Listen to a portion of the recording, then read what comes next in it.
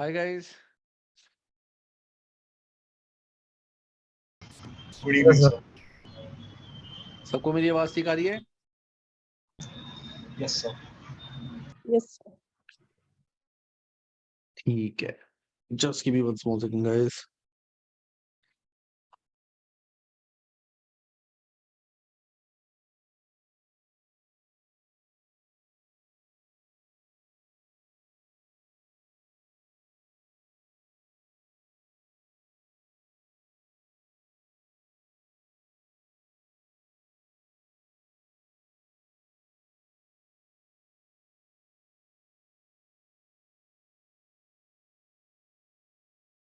Yes guys, तो let's talk about the doubts first.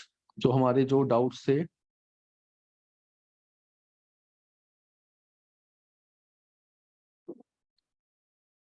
Guys पहले मुझे एक बात बताओ कि चैप्टर नंबर 5 जो मैंने तुम्हारे को बोला था इस वीक को करने के लिए, कितने बच्चों ने अभी चैप्टर नंबर 5 तक नहीं करा?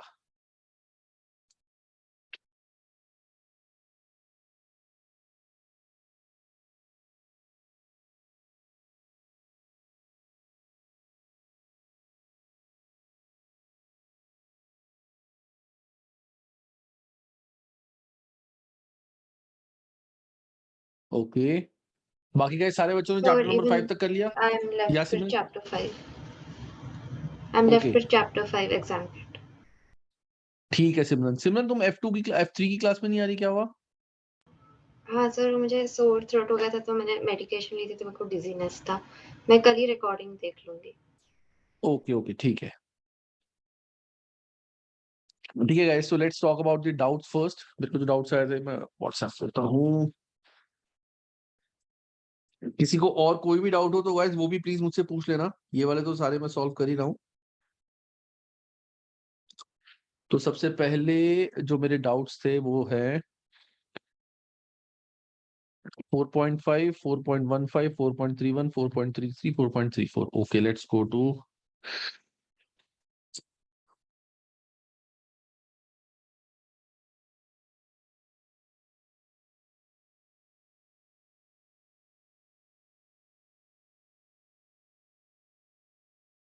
Four point five. सर मुझे 4.5 का सेकंड पार्ट समझ में नहीं आया था। इसमें टू Okay. आंसर्स हैं, B and C. Yeah. So I didn't understand how it's C. Okay, let me check. Give me 1 second.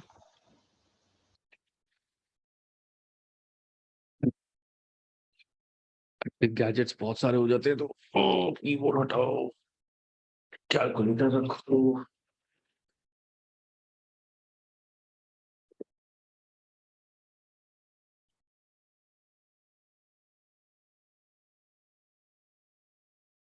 Okay, तो 4.5 क्वेश्चन क्या है? It is using data from 12 European countries, it has been calculated that correlation between the level of car ownership and number of road deaths is 0.73.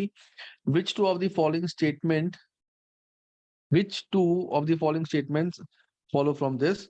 तो correlation हमें given है, car ownership and number of road accident is 0.73.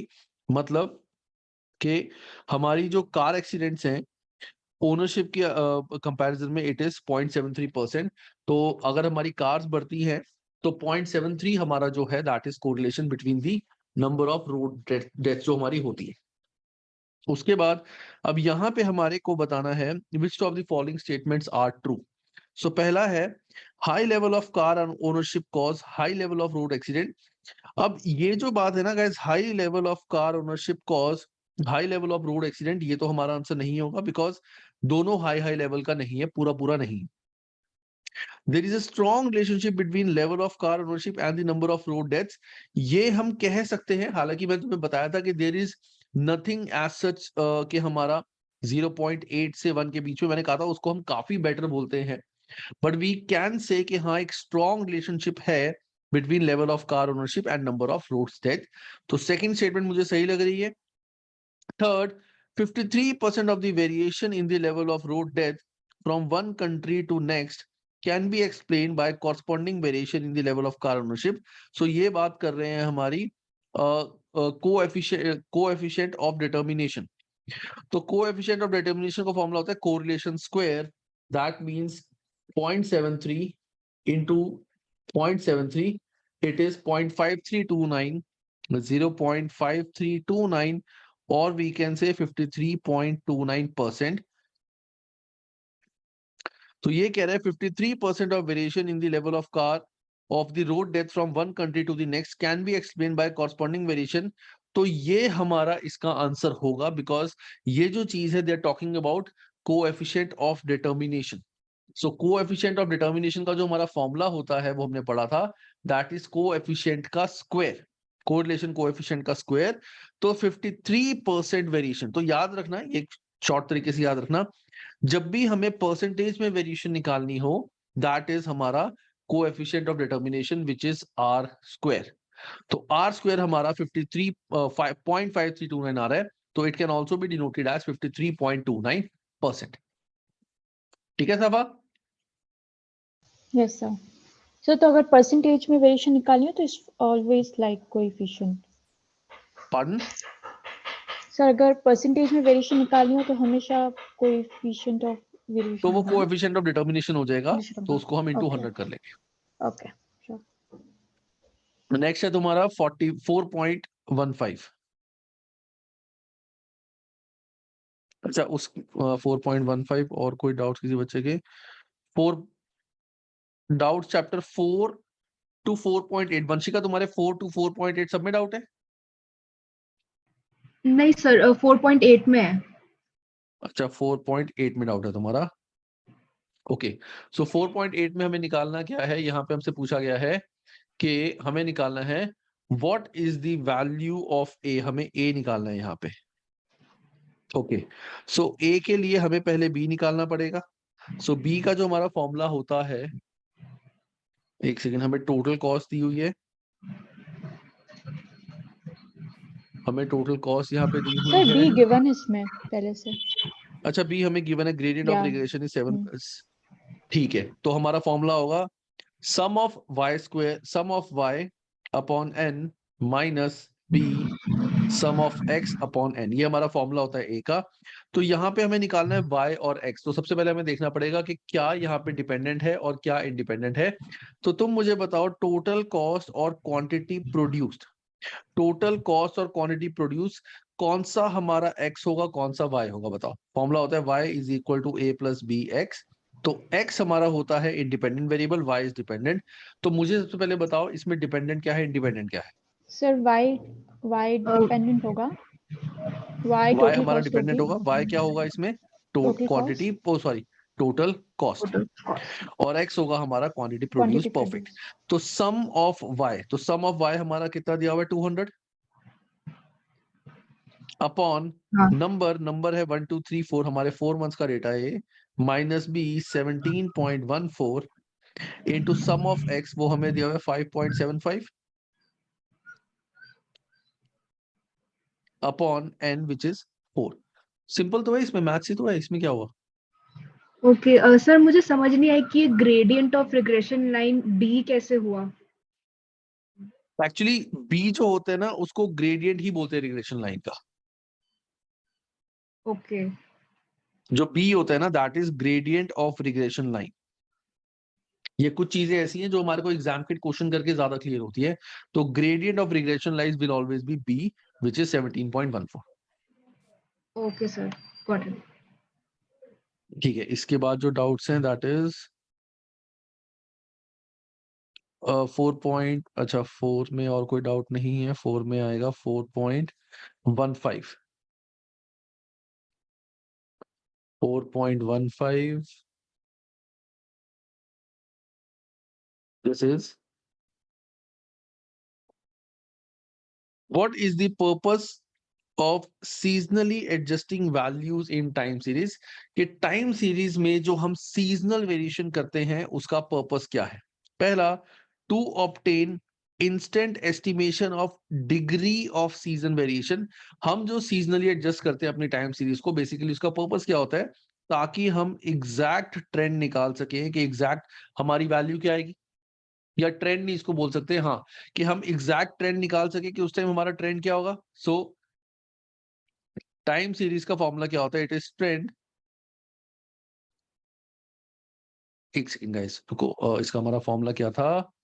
Time series is equal to trend plus seasonal variation, यही formula था हमारा, plus minus seasonal variation. Yes Yes, sir. sir. पक्का यही था ना? Yes sir. तो अगर हम सीजनल वेरिएशन निकाल रहे हैं, वो निकालने का हमारा पर्पस क्या है? To estimate the degree of seasonal variation? नहीं, ऐसा कुछ नहीं है। To obtain instant estimate of trend, कि अगर हमारे को टाइम सीरीज पता है और हम सीजनल वेरिएशन निकालते हैं, वहां से ट्रेंड निकाल सकते हैं, ये हो सकता है। To ensure seasonal variation component is zero, वो हमें सीजनल वेरिएशन जीरो करनी होती है, but that's not the purpose of calculation of seasonal variation. कि हम जो वैल्यूज टाइम सीरीज की एडजस्ट करते हैं सीजनली, वो इसलिए है कि हमारा एक प्रॉपर ट्रेंड बन सके। तो it's not to find out the zero, zero तो हमें करना होता है। To take first step in time series analysis of the data, नहीं ऐसा कुछ नहीं है कि first step in time series of analysis data. तो इसका जो परफेक्ट आंसर बन रहा है वो बन रहा है to obtain instant estimation of trend, कि अगर हमें टाइम सीरीज पता है, किसी चीज का हम ट्रेंड निकाल सकते हैं, तो वहां से सीजनल वेरिएशन एडजस्ट करके टाइम सीरीज निकाल लें, या टाइम सीरीज अगर हमें पता है तो सीजनली वेरिएशन को एडजस्ट करके हम ट्रेंड निकाल सकें कि हमारी ट्रेंड लाइन क्या बन रही है, एक ट्रेंड हमारा कैसे जा रहा है। सीजनली वेरिएशन को एडजस्ट करके हम ये निकाल सकते हैं कि हमारा एग्जैक्ट यानी एस्टिमेट ट्रेंड फ्यूचर में क्या जा रहा है। जैसे मैंने बताया था एक मूविंग एवरेज निकालने से हमारा क्या बनेगा, हमें एक ट्रेंड पता चल जाएगा, that is seasonal variation. Okay sir, understood. ठीक है, उसके बाद है 4.20, एक सेकेंड, नेक्स्ट है हमारा 4.15 हो गया, देन है 4.20 एंड 21, ये हर्ष के डाउट्स हैं, 4.20 एंड 21। तो 4.20 इज सर एक्चुअली उसमें मेरा डाउट ऐसा है, जब मैंने 4.20 किया था वो मेरा रॉन्ग हो गया था, एंड उसकी रीजनिंग में उन्होंने दिया था कि जो मल्टीप्लिकेटिव मॉडल रहता है उसको ट्रेंड इंक्रीजिंग डिक्रीजिंग से फर्क नहीं पड़ता, एंड देन जो नीचे वाला आंसर है वो उसमें जो उनका आंसर की है उसमें उसका अपोजिट लिखा हुआ है। चलो चेक करते हैं, अभी दोनों चेक करते हैं। तो 4.20 is under which circumstances would a multiplicative model be preferred to an additive model in the time series, कि कौन सी जगह पे मल्टीप्लिकेटिव मॉडल काम करेगा? when model easily understood by non accountant is required, नहीं बोलते मल्टीप्लिकेटिव मॉडल तो थोड़ा सा डिफिकल्ट होता है कैलकुलेट करना। when the trend is increasing or decreasing, अगर हमारा ट्रेंड बढ़ रहा है कि कम हो रहा है। देखो, अगर हमारा ट्रेंड सेम लेवल पे चल रहा है, सेम लेवल मतलब हर साल हमारा, अगर मैं बात करूं सेल्स हमारी हर साल 15,000 से बढ़ती है, जस्ट एन एग्जांपल, तो उस केस में हमारा एडिटिव मॉडल काम करेगा। लेकिन अगर हमारी जो सेल्स है, जैसे अगर मैं बात करता हूं कि 15,000 से हमारी सेल्स जो है उस क्वार्टर में बढ़ती है, अगले साल हमारी सेल थी 2 लाख, तो एडिटिव मॉडल में हम उसमें करेंगे 15,000 ऐड, तो हम बोलेंगे कि हमारी जो सेल्स होनी चाहिए दैट इज 215,000।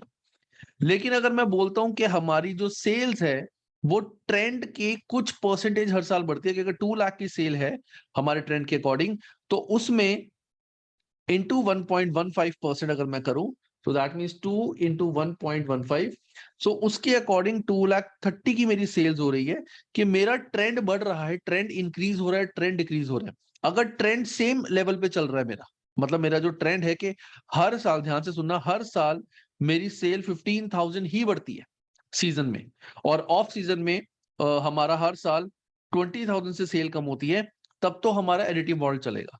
लेकिन हर साल हमारा, क्योंकि साल बढ़ेंगे, आगे बिजनेस और ग्रो करेगा, तो वहां पे हमारी सेल्स का जो ट्रेंड है that will keep on increasing and decreasing, तो उस केस में हमारा multiplicative model gives the best answer, क्योंकि एडिटिव मॉडल में हर बार सिर्फ 15,000 ही ऐड होगा। लेकिन अगर मेरी बिजनेस बड़ा हो रहा है, सेल्स डबल हो रही है, सेल्स ट्रिपल हो रही है, तो ये थोड़ी है कि हर साल सिर्फ 15,000 ही बढ़ेगा। तो सेल्स अगर ट्रिपल है तो ट्रेंड के अकॉर्डिंग और ज्यादा मेरा सेल्स बढ़ेगा। So that's why multiplicative model is used where trend is increasing और डिक्रीजिंग। जहां पे स्टेडी ट्रेंड होता है, यहां पे हमारा एडिटिव मॉडल यूज होता है। ठीक है, when accurate forecast is required, accurate forecast तो कभी भी हम कर ही नहीं सकते लाइफ में, हम सिर्फ एस्टिमेट कर सकते हैं, तो इसका आंसर होना चाहिए बी। अब तुमने जो नेक्स्ट क्वेश्चन पूछा है, blue company annual profit have a trend Sir, line of next y नहीं, इज इक्वल टू 20। क्या चीज? इसके ऊपर वाले में उन्होंने उसका कॉन्ट्राडिक्टिव स्टेटमेंट दिया है आंसर की। अभी देखते हैं, पहले इसका आंसर निकालते हैं, उसके अकॉर्डिंग पढ़ते हैं। हमें आंसर निकालना है ना मेन। ब्लू सर नहीं, कंपनी मेरा एनुअल डाउट प्रॉफिट है 1920 था। तुम्हारा 1920 था 2021? 1920। तुमने एक्चुअली 4.20 4.21 लिखा था। ओके चलो। अच्छा, वो मैंने गलती से लिख दिया होगा। नीचे वाला तो इजी है, ओके वो ओके मैथ्स ही है, वो जम गया था मुझे। चलो ये करते हैं। Which two of the following are necessary if forecast obtained from a multiplicative model time series are reliable? Which two of the following are necessary? अगर forecast हमारा मल्टीप्लिकेटिव मॉडल को अगर हमें रिलायबल बनाना है तो कौन सी दो चीजें नेसेसरी होनी चाहिए? कि ट्रेंड मस्ट बी इंक्रीजिंग और डिक्रीजिंग। ठीक है, trend must not be increasing और decreasing, this is false. Trend अगर इंक्रीज और डिक्रीज हो रहा है तभी हमारा मल्टीप्लिकेटिव मॉडल चलेगा। ट्रेंड मस्ट नॉट बी, ये फॉल्स है। Trend must continue as in the past, कि जो पुराना हमारा ट्रेंड चल रहा है उसी के अकॉर्डिंग कि हर साल हमारी सेल्स 1.15 होती हैं। Extrapolation must not be used. Okay, नहीं एक्स्ट्रापोलेशन तो हम यहाँ पे यूज करते हैं क्योंकि ट्रेंड का मतलब ही ये होता है मल्टीप्लिकेटिव मॉडल में कि हम अगले फ्यूचर की, कि अगले साल क्या हो सकता है। This is wrong. तो same pattern of seasonal variation must continue in the as in the past, कि अगर हर साल मैं बोलता हूं कि मेरा जो एक्चुअल सेल थी लेट से वो थी 1,50,000 और ट्रेंड के अकॉर्डिंग मेरी आई है 1 lakh, just for example. So that means trend के अकॉर्डिंग मेरी जो वैल्यू आ रही है इट इज 1.15 टाइम्स। तो same pattern of seasonal variation के उस पीरियड में मेरी सेल्स इतनी बढ़ती है, एक दूसरे पीरियड में सेल्स उतनी कम होती है, वो पैटर्न कंटिन्यू हो कि इस पीरियड में मेरी अगर सेल्स बढ़ रही है, जो ट्रेंड से सेल्स मेरी बढ़ रही है एक्चुअल, वही चीज अगले साल भी कंटिन्यू हो, कि हमारा same pattern of seasonal variation. कि अगर मैं बोलता हूं जैन टू मार्च के मंथ में मेरी सेल्स 1.15 या 1.50 टाइम होती है, तो अगले साल भी जैन टू मार्च में सेल 1.50 टाइम्स ही हो। ऐसा ना हो कि अगले साल मार्च टू अप्रैल में मेरा ट्रेंड चेंज हो जाए। तो the pattern of seasonal variation must continue as in the past. तो सही, तो इसमें क्या कॉन्ट्राडिक्टरी स्टेटमेंट थी बताओ? सर जब मैंने आंसर की चेक किया था तो उसमें एक इसमें लिखा था कि ट्रेंड के इंक्रीजिंग डिक्रीजिंग से मल्टीप्लिकेटिव मॉडल में फर्क नहीं पड़ता है, एंड एक में लिखा था पड़ता है। बट नहीं, आपने अब इसमें इससे देखो कंसेप्चुअली इसका एक्सप्लेन किया आंसर तो समझ तो गया मुझे। सेकंड या फोर्थ होना चाहिए। हाँ, यही तो आंसर है इसमें। इसमें कहाँ लिखे, कौन सी लाइन लिखी है बताओ? सी, provided the multiplicative model is used, it does not matter if the trend is increasing or decreasing, ये वाला लाइन बोल रहा हूँ मैं। देखो यहाँ लिखा एंड है then provided the multiplicative model is used, it does not matter if the trend is increasing और डिक्रीजिंग। एंड इसके नीचे वाले में आंसर की में अच्छा, लिखा है ये कि फिर इन्होंने इट गलत डज लिख दिया। मैटर। इट डज हाँ matter if trend is increasing और डिक्रीजिंग। एक्चुअली यहाँ पे नॉट वर्ड यूज है ना, वो यहाँ पे कंफ्यूज हो गए होंगे खुद। हाँ, वही मुझे उसके कारण ही थोड़ा कंफ्यूजन हो रहा था, बट समझ गया। ठीक है, तो चलो उसके बाद हमारा एडिटिव मॉडल हाँ में मतलब सेम पैटर्न रहना चाहिए, एंड मल्टीप्लिकेटिव में इंक्रीजिंग डिक्रीजिंग रहना चाहिए। राइट। ओके, समझ ठीक गया है, सर। अब नेक्स्ट हमारे डाउट्स हैं मोस्टली जो स्टूडेंट्स के हैं वो है 4.3132, 4.313334, 3133। सो सर ये सब तो एंड 4.313 वाले हैं ना? क्या चीज? आई थिंक ये सब एंड के हैं, तो इंडेक्सिंग वाले होंगे, वो अपन करने के थे। नहीं, इंडेक्सिंग वाले अभी नहीं है ये। नहीं इंडेक्सिंग वाले नहीं है, इंडेक्सिंग वाले मूविंग नहीं है एवरेज ये। वाले। चलो 4.31 देखते हैं। 4.31 में क्या लिखा है? It is written what is the fourth quarter centered moving average for sales with quarter 4? हमें quarter 4 2014, quarter 4 2014 हमें इसकी सेंटर्ड मूविंग एवरेज निकालनी है। 4 क्वार्टर सेंटर्ड मूविंग एवरेज, हमें इसकी 4 क्वार्टर सेंटर्ड मूविंग एवरेज निकालनी है। हमें 4 क्वार्टर मूविंग एवरेज टोटल दिया हुआ है, इन चारों का टोटल हमें इतना दिया हुआ है। ओके, इन चारों का टोटल दिया हुआ है हमें इतना 9,000। इन चारों का हमें टोटल दिया हुआ है इट इज 11,000। ये दिया हुआ है हमें टोटल। इन चारों का टोटल 9,000, इन चारों का टोटल 11,000। तो पहले हम इसकी एवरेज निकाल देंगे, divide by 4 divide by 4, 9,000 divide by 4 it is 2250 और इसका आ जाएगा 11,000 divide by 4 oh sorry 11,000 divide by 4 it is 2750 सो ये आ गया 2750 हमें निकालनी है इसकी मूविंग एवरेज जो इसके सामने आएगी तो मैंने बताया था जब भी हमारा इवन नंबर का हम मूविंग एवरेज निकालते हैं तो पर्टिकुलर अगर हमें कोई भी चीज देखनी है तो हमारे को उसका फर्दर एक एवरेज निकालनी पड़ेगी that means 2250 plus 2750 divide by 2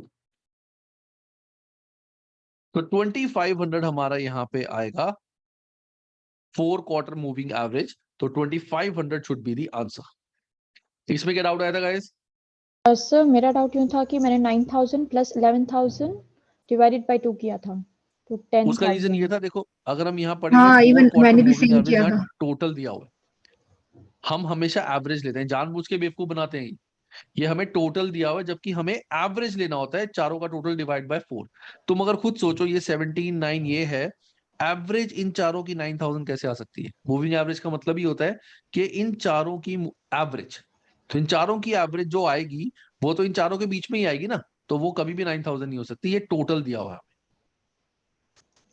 okay clear है ये वाला यस सर। चलो उसके बाद हमारा है 4.33 में सभी का डाउट है 33 एंड 34 सो 4.33 इसमें क्या करना है हमें ये अगस्त 2019 में आया हुआ है और नॉर्मली एसीसीए अपने एग्जाम के क्वेश्चन रिवील नहीं करता लेकिन कुछ क्वेश्चन ऐसे होते हैं जो 70 to 80% बच्चों के गलत होते हैं वही क्वेश्चन एसीसीए रिवील करता है ये क्वेश्चन जिनके जो एग्जामिनर रिपोर्ट्स वगैरह होते हैं उसमें भी आए होते हैं ओके सो इसमें क्या लिखा हुआ है a sale trend of product is represented by this equation okay why is this sales unit in a year के कितने यूनिट्स हमारे सेल हुए Y is the sales unit in the quarter के कितने यूनिट्स उस क्वार्टर में cell हुए A 40,000 है B हमें दिया हुआ है यहाँ पे X is the quarter number for example first year का first quarter is number 1 first year का सेकंड क्वार्टर इज नंबर 2 ठीक है seasonal variations are applied as a proportion of yes sir I think आपका screen frozen है अभी भी question 4.31 दिख रहा है स्क्रीन पे गाइस ऐसा सबके साथ हो रहा है या खाली हर्ष के साथ है नहीं सर आपका मेरे वॉइस साथ तो ब्रेक नहीं। हो रहा था अभी। वॉइस ब्रेक हो रहा था अब ठीक है हाँ सर अभी रिजॉइन किया मैंने तो ठीक है। अच्छा नहीं स्क्रीन सबको दिख रही है जो मैं कर रहा हूँ स्क्रीन में yes sir. Yes sir.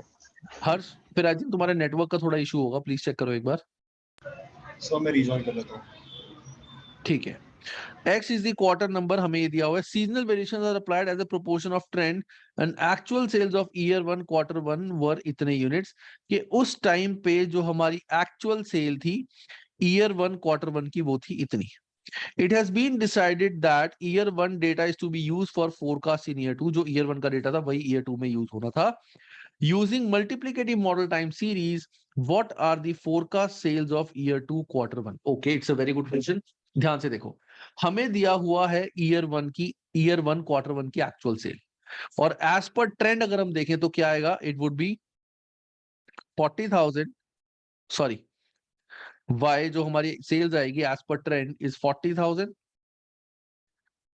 Plus B है 1,000 इनटू ईयर 1 क्वार्टर 1 हमारा क्या है ईयर 1 क्वार्टर 1 का नंबर होगा 1 सो इसका मतलब इट शुड बी 41,000 ये हमारे ट्रेंड के अकॉर्डिंग जो हमारे यूनिट सेल होंगे वो होंगे 41,000 जबकि एक्चुअल हमारे सेल हो रहे हैं 47560 तो दैट मींस अगर मैं यहां से अपना मल्टीप्लिकेटिव मॉडल यूज करूं तो time series is equal to trend into seasonal variation तो seasonal variation is equal to time series divide by trend तो 47560 जो एक्चुअल डेटा है डिवाइड बाय माय ट्रेंड 41,000 तो 47560 डिवाइड बाय 41,000 ये आ रहा है 1.16 ये आ रही है मेरी मल्टीप्लिकेटिव मॉडल से सीजनल वेरिएशन पहले मुझे बताओ 1.16 जो फिगर है ये सबको क्लियर है सर आप फिर से एक्सप्लेन कर सकते हो क्या 4750 ओके जो 47560 हमें गिवन है ये हमें एक्चुअल सेल्स गिवन है ओके यानी टाइम सीरीज टाइम सीरीज मतलब एक्चुअल। ओके और हमने जब अपना ट्रेंड निकाला उसी क्वार्टर का, तो ट्रेंड का फॉर्मूला क्या बना, ए हमें दिया हुआ है 40,000 और बी हमारा है 1,000 और ये हमें सेल्स दी हुई है quarter 1 year 1। So quarter 1 year 1 को हम डिनोट करेंगे 1, तो क्वार्टर 1 ईयर 1 यानी हमारा 1 हो गया simple. So that means as per trend हमारी सेल्स है 41,000 और एक्चुअल हमारी सेल्स है 47560। ठीक ओके है, सो दैट मींस इसके अकॉर्डिंग अगर मुझे मल्टीप्लिकेटिव मॉडल से सीजनल वेरिएशन निकालनी है, it would be time series divide by trend. Formula क्या होता है हमारा, time series is equal to trend into seasonal variation, यही होता है। तो सीजनल वेरिएशन क्या होगी, time series divide by trend. तो ये हमारा आ गया seasonal variation for quarter 1 year 1। Quarter 1 year 1 का हमारा ये आ रहा है सीजनल वेरिएशन। हमें बोला जा रहा है कि it has been decided that जो ईयर 1 का डेटा है वही हमें ईयर 2 में यूज करना है। सो ईयर 2 की अगर मैं बात करूं, ईयर 1 का क्वार्टर 1, क्वार्टर 2, क्वार्टर 3, क्वार्टर 4। सो ईयर 2 का क्वार्टर 1 का नंबर क्या होगा, 5। ईयर यस 1 के 4 क्वार्टर 1 2 3 4, तो ईयर 2 का क्वार्टर 1 हो जाएगा 5। तो इसके अकॉर्डिंग अगर मैं अपना टाइम सीरीज निकालूं, तो टाइम सीरीज क्या, ओ सॉरी ट्रेंड आ रहा है, ट्रेंड क्या आएगा मेरा, सेम 40,000 प्लस 1,000 इनटू, अब मेरा बी हो जाएगा 5। मतलब ट्रेंड के अकॉर्डिंग मेरी सेल्स आनी चाहिए 45,000 40,000 इंटू प्लस 5,000 45,000।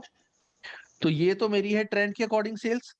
और टाइम सीरीज का फॉर्मूला हमने पढ़ा था, trend into seasonal variation, that means into 1.16, 45,000 into 1.16। तो 52200 52200 ये आनी चाहिए मेरी क्वार्टर 2 की फर्स्ट ईयर की cell.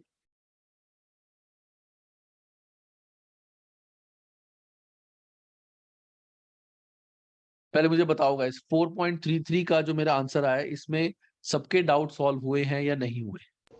Yes sir yes sir. पक्का कोई बचा रह तो नहीं गया कि समझ ना आया हो? Got it sir. चलो दैट्स गुड। सो ये था हमारा 4.33। नेक्स्ट जो मेरा डाउट है दैट इज 4.34। सो 4.34 में क्या पूछा गया, ये अभी 4.34 लेट्स चेक।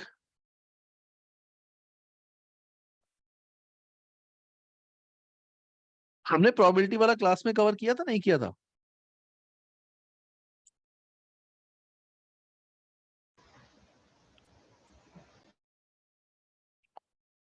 गाइस बताओ। सर एक्सपेक्टेड वैल्यू वाला है ना, तो वो तो फिफ्थ हाँ, चैप्टर एक्सपेक्टेड में वैल्यू ना हमने क्लास में टॉपिक। कवर करी थी। यस सर फिफ्थ चैप्टर में सर, फिफ्थ।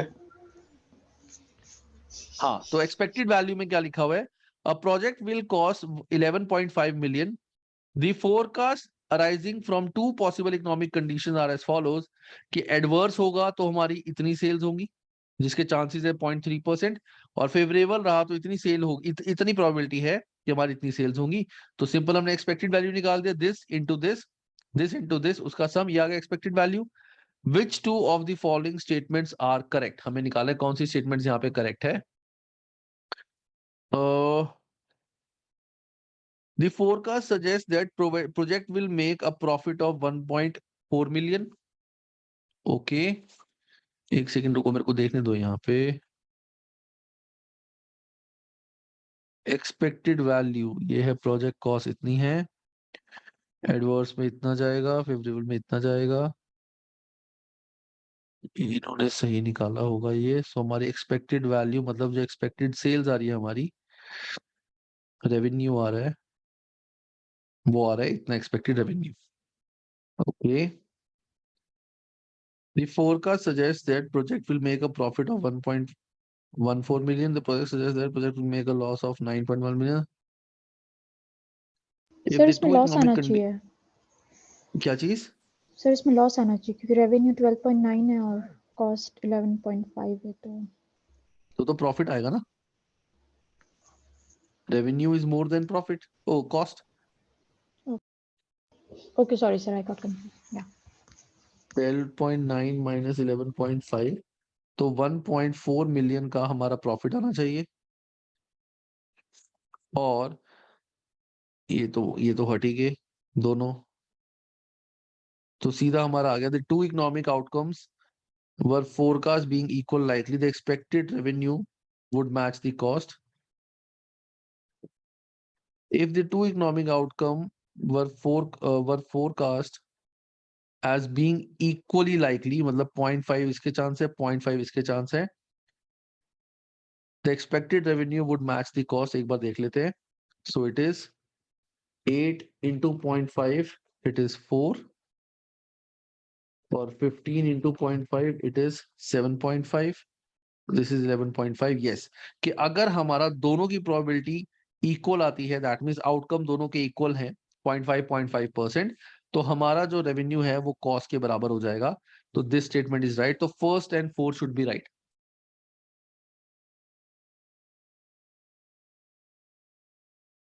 ठीक है ना, एक बार चेक करते हैं फर्स्ट एंड फोर्थ. अरे फर्स्ट गलत है. Forecast suggest that project could make a loss. Loss क्यों दिखा रहा है?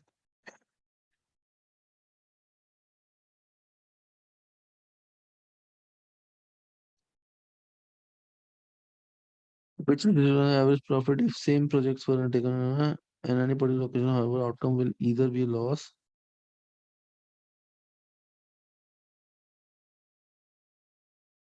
सर ये 10.5 माइनस 2.4 होगा क्योंकि एडवर्स है ना 2.4.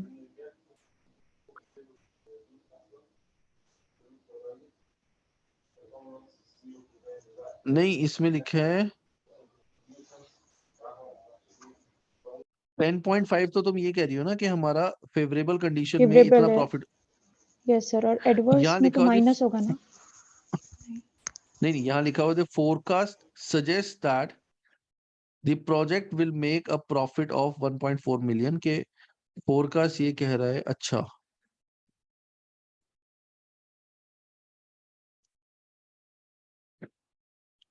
$3.5 मिलियन का लॉस इन्होंने कैसे निकाला है?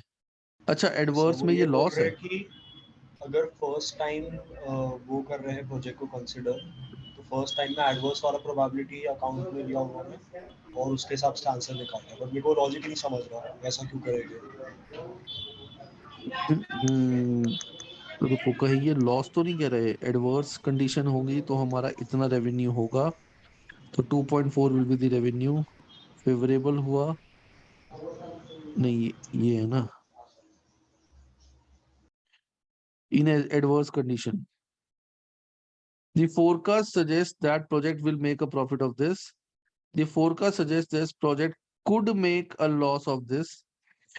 अच्छा, ये गाइस पता है क्या है? ये ना इंग्लिश है सारी. ये इस क्वेश्चन में इंग्लिश है, हाँ, बहुत ध्यान से सुनना. समझ यहाँ कह गया. रहे थे forecast suggest this project will make a profit. We can not say कि प्रोजेक्ट के प्रॉफिट होगा. ये project will estimated to make a profit. तो यहाँ पे विल का मतलब लिखा हुआ है कि हमारा प्रॉफिट ही प्रॉफिट होगा, विच इज रॉन्ग. ये एक एस्टिमेट है. वी कैन नॉट से कि हमारा इतना ही प्रॉफिट होगा. तो इसीलिए ये लाइन इन्होंने गलत बोली है. The forecast suggest that project could make a loss of 9.1 million के 9.1 मिलियन का हमारा लॉस हो सकता है. अगर हम एडवर्स में भी जाएं तब भी हमारी सेल्स होगी 8 मिलियन की. कॉस्ट है हमारी 1.5 मिलियन. तो अगर हम एडवर्स में भी जाएं तो हमारा 3.5 मिलियन से ज्यादा का लॉस नहीं हो सकता. कि अगर हम एडवर्स में भी जाते हैं तब भी हमारा 3.5 मिलियन से कम का लॉस नहीं हो सकता. तो ये सिचुएशन गलत होगी. So that's why forecast suggests that the project could make a loss of 3.5 million. That's why the third statement is correct. First में वो विल की वजह से सिचुएशन बदल गई. अगर यहाँ लिखा होता the forecast suggest that profit could make a profit of 1.4 million, तो हम उसको कह सकते थे कि एज पर हमारा एक्सपेक्टेड वैल्यू ये कहना चाह रहे हैं. लेकिन विल का मतलब तो हो गया कि कंफर्म है ये प्रॉफिट होगा, विच इज रॉन्ग, क्योंकि हम फ्यूचर की एक्सपेक्टेशन देख रहे हैं. ये एक एक्सपेक्टेड फिगर है, ये एक्चुअल नहीं आ सकती. सेकंड वाला गलत इसलिए है क्योंकि हमारी एडवर्स में भी इतनी सेल तो होनी ही होनी है. तो मैक्सिमम लॉस हमारा 3.5 मिलियन का हो सकता है. That means the forecast suggest that project could make a loss of 3.5 million.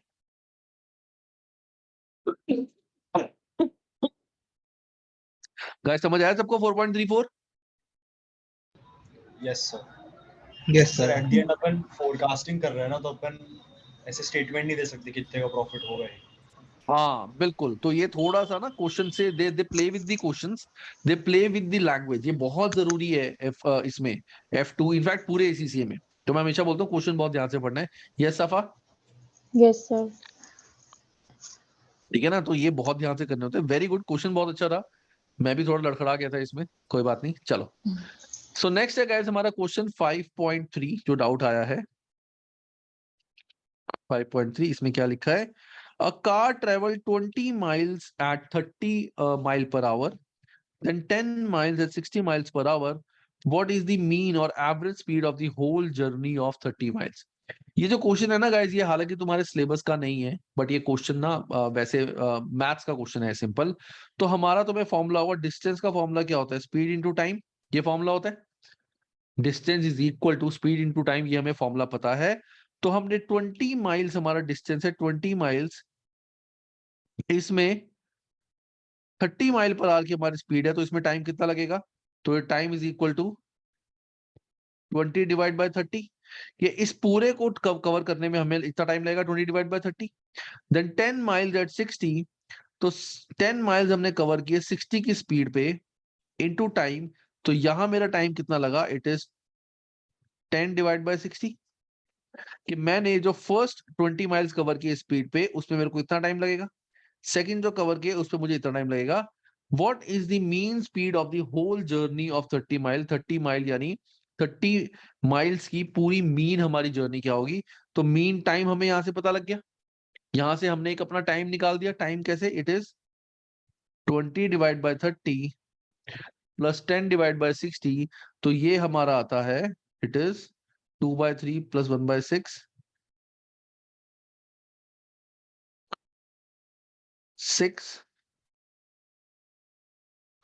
तो 5 डिवाइड बाय 6 इतना हमारे को टाइम लग रहा है। 5 डिवाइड बाय 6 इतना हमारे को लग रहा है टाइम। तो ये है हमारा टाइम और ये है हमारा टोटल डिस्टेंस। तो स्पीड निकाल लेते हैं, एवरेज स्पीड तो निकालनी है। तो distance is equal to speed into time. तो डिस्टेंस हमारा है 30 माइल, स्पीड हमें निकालनी है, टाइम जो हमारा है वो हमारा है 5/6। तो स्पीड क्या होगी? Speed is equal to 30 into 6 divide by 5, it will be 36. So 36 would be the average speed or mean speed. So 36 would be the answer. ये सिंपल हमारा मैथ्स वाला क्वेश्चन है कि पहले इतने को कवर करने में हमें इतना टाइम लगा, दूसरे को कवर करने में इतना टाइम लगा, टोटल डिस्टेंस हमने इतना कवर किया, टोटल टाइम हमें इतना लगा, तो एवरेज स्पीड कितनी होगी? बस सिंपल।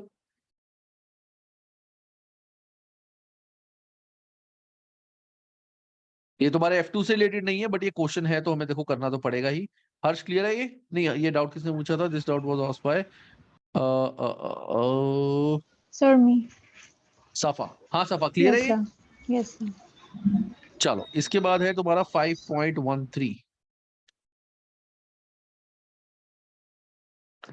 5.13 इसमें क्वेश्चन में क्या पूछा जा रहा है? इसमें क्वेश्चन में हमसे पूछा जा रहा है कि a large publishing company, book company awards a 14, एक सेकंड, अरे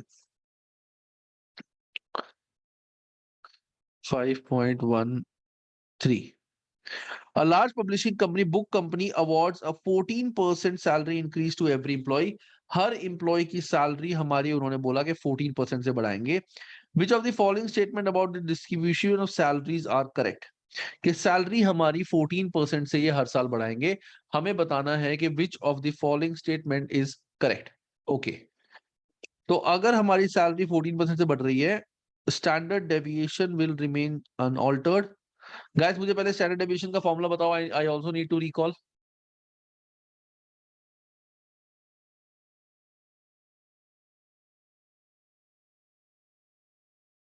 गाइस किसी को नहीं याद?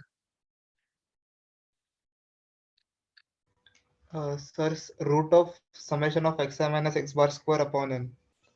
x minus X mean whole square. नहीं, अपॉन हम उसकी बात करते हैं ना अपने, it is for ungroup data की।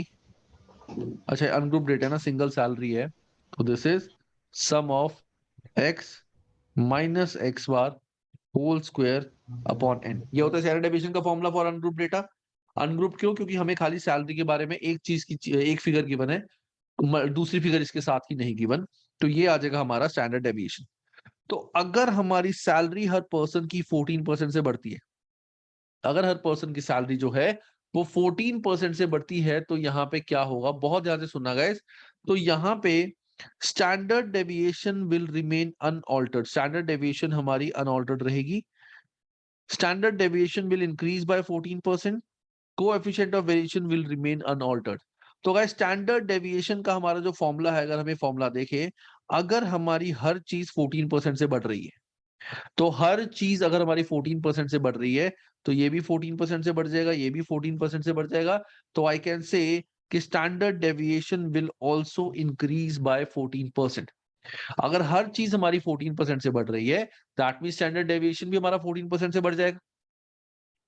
दूसरा, the standard deviation will remain unaltered, ये तो गलत हो गया, तो 1 गलत है, ये तीनों गलत हो गए हमारे 1 की वजह से, तो सीधा आंसर आ गया 2 एंड 3।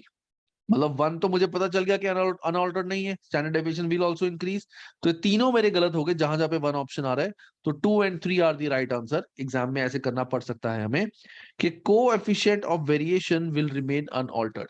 अब कोएफिशिएंट ऑफ वेरिएशन का फॉर्मूला क्या था? It is sir sigma upon coefficient standard of very deviation upon mean, it is standard deviation upon mean. ये भी 14% से बढ़ रहा है, ये भी 14% से बढ़ रहा है, दोनों चीजें 14% से बढ़ रही है। दैट मींस इसमें हमारा coefficient of variation will remain unaltered, इसमें कोई चेंज नहीं आएगा। अगर दोनों चीजें सेम परसेंटेज से बढ़ रही है, तो हमारा कोएफिशिएंट जो होता है, ये जो फिगर होती है, this never changes.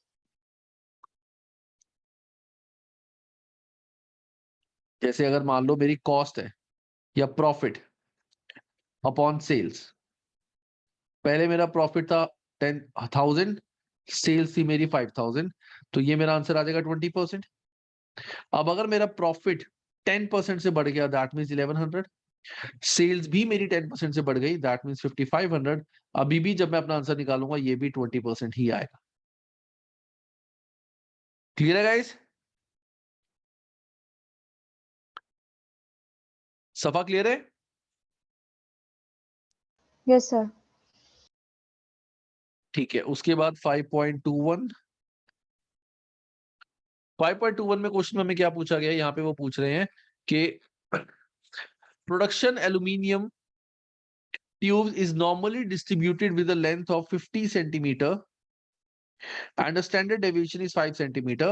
The percentage of tube at least at least 57 centimeter long closer to which of the following? तो ये तो नॉर्मल डिस्ट्रीब्यूशन का सिंपल क्वेश्चन है। हमारा अगर हम नॉर्मल डिस्ट्रीब्यूशन यहाँ पे चार्ट बनाए, देखो हमें क्या बताना है कि मीन लेंथ है हमारी 50 सेंटीमीटर, स्टैंडर्ड डेविएशन हमारे को दिया हुआ है 5, percentage of tube at least 57 centimetre long. तो अगर मैं बात करूं हमारी ऐसे डेविएशन की, हमें बताना है एटलीस्ट 57 सेंटीमीटर, तो ये होगा 57, तो एटलीस्ट 57 मतलब हमें ये एरिया निकालना है। सर मुझे लगा 50 to 57 के बीच में निकालना है, नहीं नहीं, तो at least that's why I got लिखे है, confused. इसमें लिखे परसेंटेज ऑफ ट्यूब एटलीस्ट 57 के, इससे ज्यादा मिनिमम इतनी होनी चाहिए, तो ये हमारे को Okay. निकालना पड़ेगा। ओके, इसके बाद तुम्हारा डाउट है 5.21 के बाद 5.28। Okay 5.28, which of the following, अच्छा ये भी एग्जाम में आया हुआ है, नॉर्मल डिस्ट्रीब्यूशन इज ट्रू और false, the total area under standard deviation curve is 1, के total area under the standard normal distribution curve is 1। Yes sir, ये तो करेक्ट है, जो सेकंड में हाँ, ये था हमारा स्टेटमेंट जो है ये करेक्ट होगी, बिल्कुल सही, क्योंकि 0.50 0.5 सेट होता है, 0.5 0.50 सेट होता है। Any normal distribution, the mean and median are the same. Mean and median are the same. देखो जब हम नॉर्मल डिस्ट्रीब्यूशन निकाल रहे हैं, मीन बेसिकली क्या होता है? Mean is the middle middle figure, value. And median भी एक तरह से अगर हम देखें तो मीडियन भी एक तरह से जो हमारा सारा डेटा है उसका मिडिल वैल्यू, चाहे वो नंबर्स नहीं देखते कि हमारा कौन सा है, फिफ्थ थर्ड आइटम जैसे 5 है, तो 5 में third item would be median, चाहे कोई भी फिगर हो। Yes sir. नॉर्मल डिस्ट्रीब्यूशन निकालने के लिए हमारा मीन और मीडियन हमेशा सेम होना चाहिए। ओके। ठीक है, सो नॉर्मल डिस्ट्रीब्यूशन के लिए mean and median should be same, तो ये भी आंसर हमारा ट्रू ही होगा। चेक कर लेता हूं, हाँ बोथ आर ट्रू। ठीक है, चलो नेक्स्ट हमारा 5.29, इसमें क्या लिखा है? What is the probability that an observation of a normal distribution variable will be greater than 1.24 standard deviation above the mean? Okay. The probability that observation for a normally distributed variable will be greater than 1.24 standard deviation above the mean. 1.24 standard deviation above the mean मतलब तो मुझे actually question समझ में नहीं आया। ये हमें mean दिया हुआ है, ये हमें मीन दिया, वो कह रहे हैं 1.24 के मतलब what is the probability will be greater than 1.24 standard deviation above the mean. Okay. So the right side होगा क्योंकि 0.4 होगा राइट साइड, यस वो राइट साइड ही Yes. होगा। Greater than 1.24 standard deviation. Okay, तो 1.24 स्टैंडर्ड डेविएशन मतलब हमारा जो standard deviation है वो 1.24 से ज्यादा होना चाहिए, तो ये हमें दिया हुआ है 1.24। अच्छा, तो अगर ये 1.24 को अगर हम अपने चार्ट में देखें, एक बार जो नॉर्मल डिस्ट्रीब्यूशन चार्ट हमारा है उसमें देखना कि 1.24 पे कितने परसेंटेज फिगर आती है हमारी।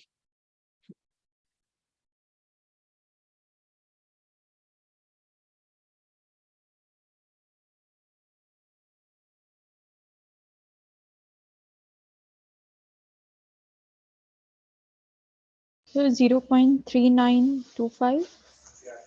0.3925 और वी कैन से एक तरह से 39.25%, ये भी बोल सकते हैं। Yes sir. तो ये हमें दिया हुआ है 39.25। ओके, यहाँ का हमें दिया हुआ 39.25।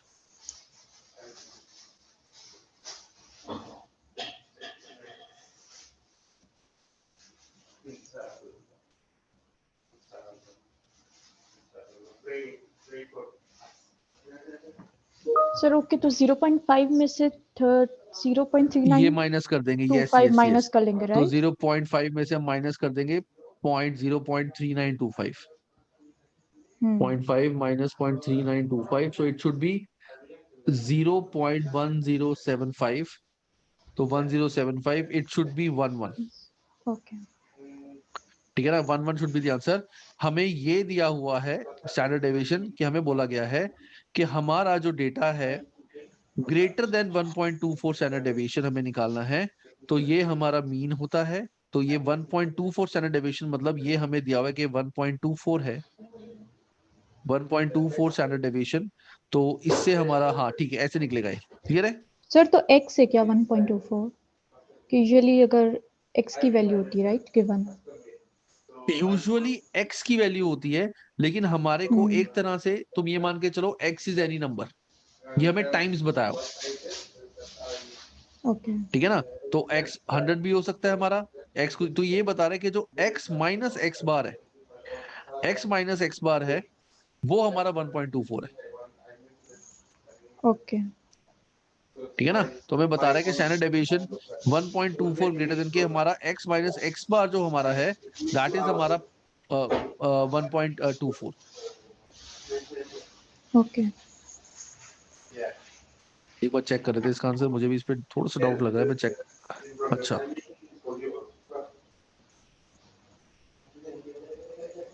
हाँ इसका इनका आंसर भी वैसे यही है, बट मैं फिर भी एक बार इस क्वेश्चन को ठीक से चेक करूंगा। ओके। ठीक है, और कोई डाउट इस चैप्टर का किसी को? सर लास्ट सॉरी नहीं 5 व्हाई, नो नीड टू से सॉरी। सर कौन सा 5.20 20 5.20? Yes, sir. Okay, 5.20. A normal distribution has a mean of 150 and a standard deviation of 20. 80% of the distribution is below which of the following? तो हमारे को ये है, ये है, हमारे को बता रहे 80% of the distribution is below which of the following. हमें ये सारा निकालना है,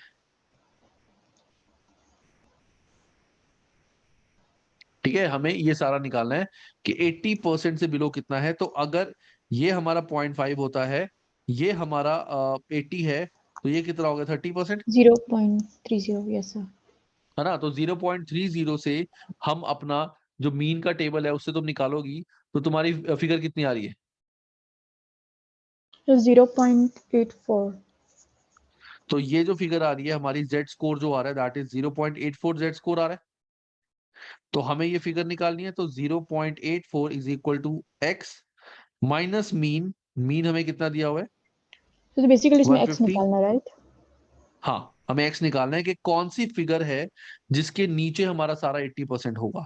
तो हमारे को x minus X bar divide by standard deviation which is 20। हमें दिया हुआ है जेड स्कोर। तो जेड स्कोर का हमें परसेंटेज जो हम नॉर्मली निकालते हैं हमें वही गिवन है कि if 80% of the data is below this figure, तो दैट मीन्स 30% ये फिगर होगी। 50 माइनस 80 माइनस 50 सॉरी 30। तो 30 फिगर से हम ये निकाल लेंगे कि इसका जेड स्कोर क्या है। जेड स्कोर हमारा आ गया। जेड स्कोर से हमने ये निकाल लिया कि एक्स ये फिगर कितनी होगी। तो ये हमारा जो आंसर आएगा वो कितना आएगा? It is Yes, 0.84 into 20 plus 150, 166.8 यानी 167। ये ठीक है। Okay, sir. ओके गाइस, किसी और को कोई भी डाउट?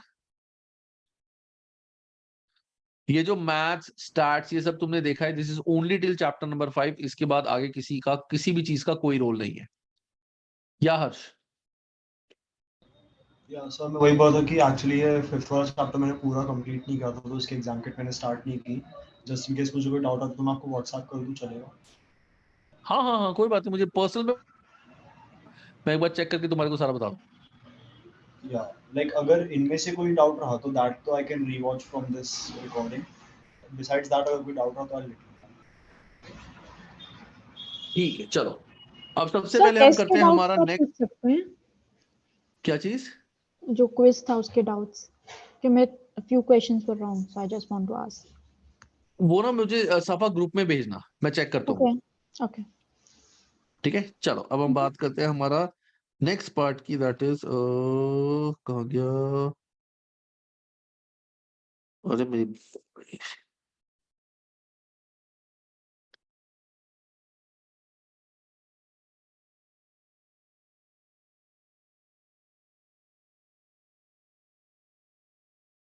फाउंडेशन इन अकाउंटेंसी मैनेजमेंट अकाउंटिंग।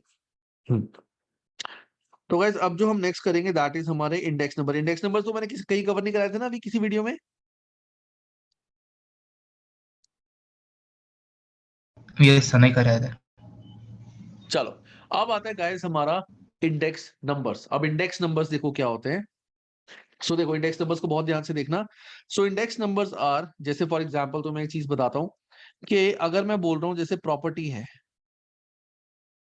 प्रॉपर्टी है, ध्यान से सुनना, प्रॉपर्टी 2017 और 2023, जस्ट एन एग्जांपल, प्रॉपर्टी 2017 या 2018, 2019, 2020 ऐसे मुझे गिवन है। मैंने मैंने एक चीज बोली कि बेस ईयर, इसको बोलते हैं बेस ईयर, जो भी हमारा होगा बेस ईयर में, लेट से जो मेरी प्रॉपर्टी 100 की थी, जो चीज मेरी 100 की थी, 2018 में वो हो गई 120 की, 2019 में वो हो गई 130 की, 2020 में वो हो गई 150 की।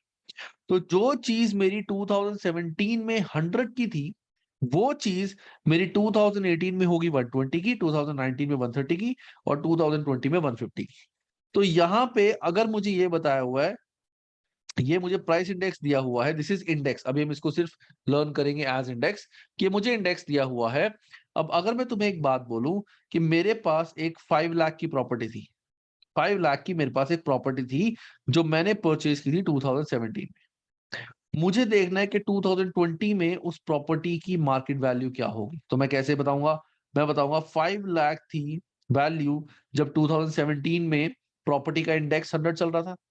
आज इंडेक्स चल रहा है प्रॉपर्टी का 150, सो that means into 150 divide by 100।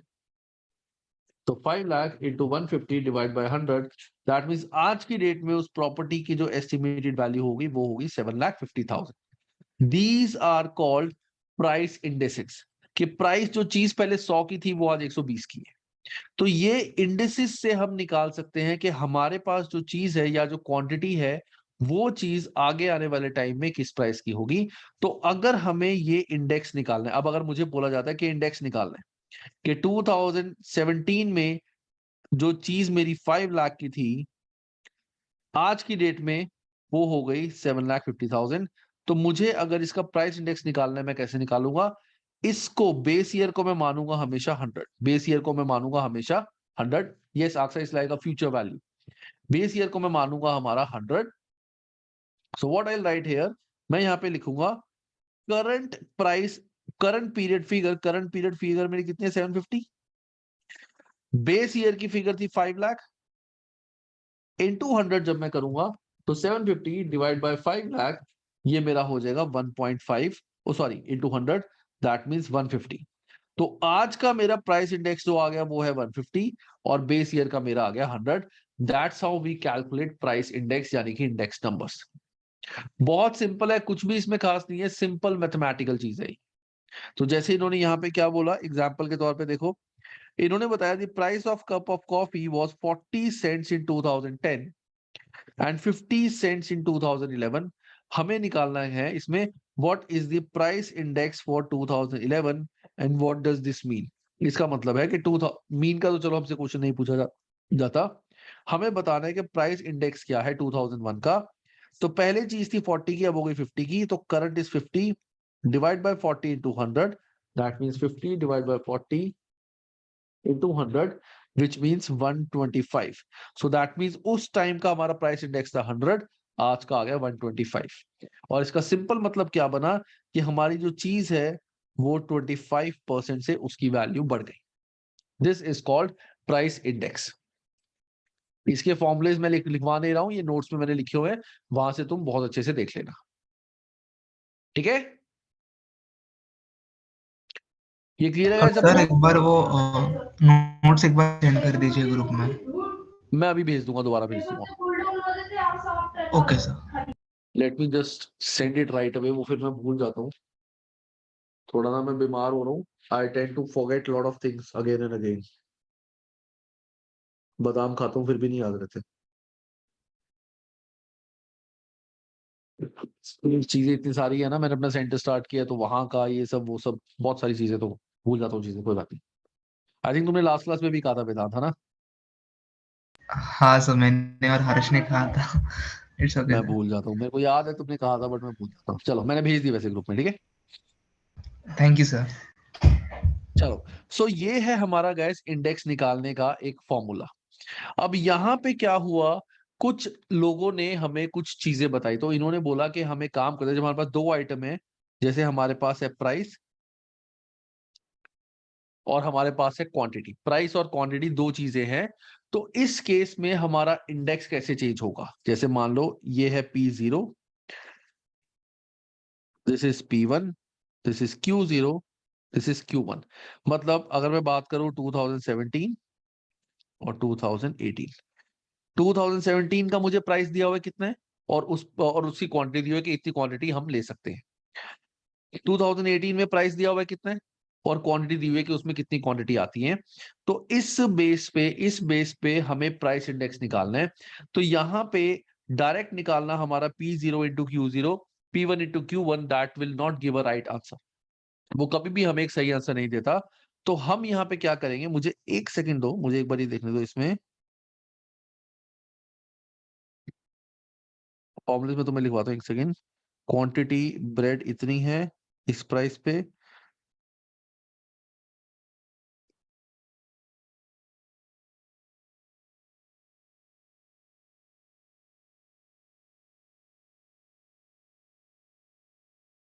Bread 60 20 T2 25 okay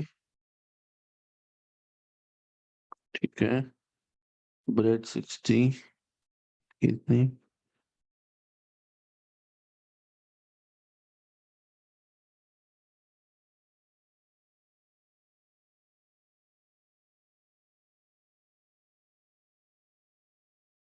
अच्छा इन्होंने उसका टोटल कर लिया ना ठीक है।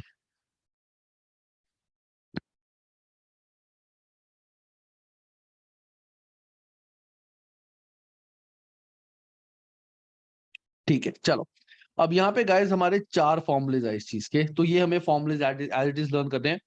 तो सबसे पहले आया हमारा, ये वैसे उसमें लिखा हुआ है नोट्स में, मैं बताता हूँ, base year price indices. Base year price indices मतलब हमारा प्राइस जो है, प्राइस हमेशा हमारा बेस का लेंगे। प्राइस जो है हमारा वो हमारा एक, इसका मैं पहले फॉर्मूला बताता हूँ, रुको। बेस वेटेड, नाम लिखता हूँ रुको, लैस्पर्स इंडेक्स बोलते हैं इसको, लैस्पर इंडेक्स। और ये बोला जाता है base weighted price index. Base base weighted price index के ये हर चीज को बेस से कंपेयर करते हैं। तो लैस्पर ने हमें क्या फॉर्मूला दिया, अगर हमें प्राइस चेंज देखना है, if you want to see the price change, कि प्राइस चेंज का इंडेक्स हमें निकालना है कि प्राइस में क्या चेंज हुआ है, it will be sum of P N into Q zero, कि sum of P N into Q zero upon sum of P zero into Q zero.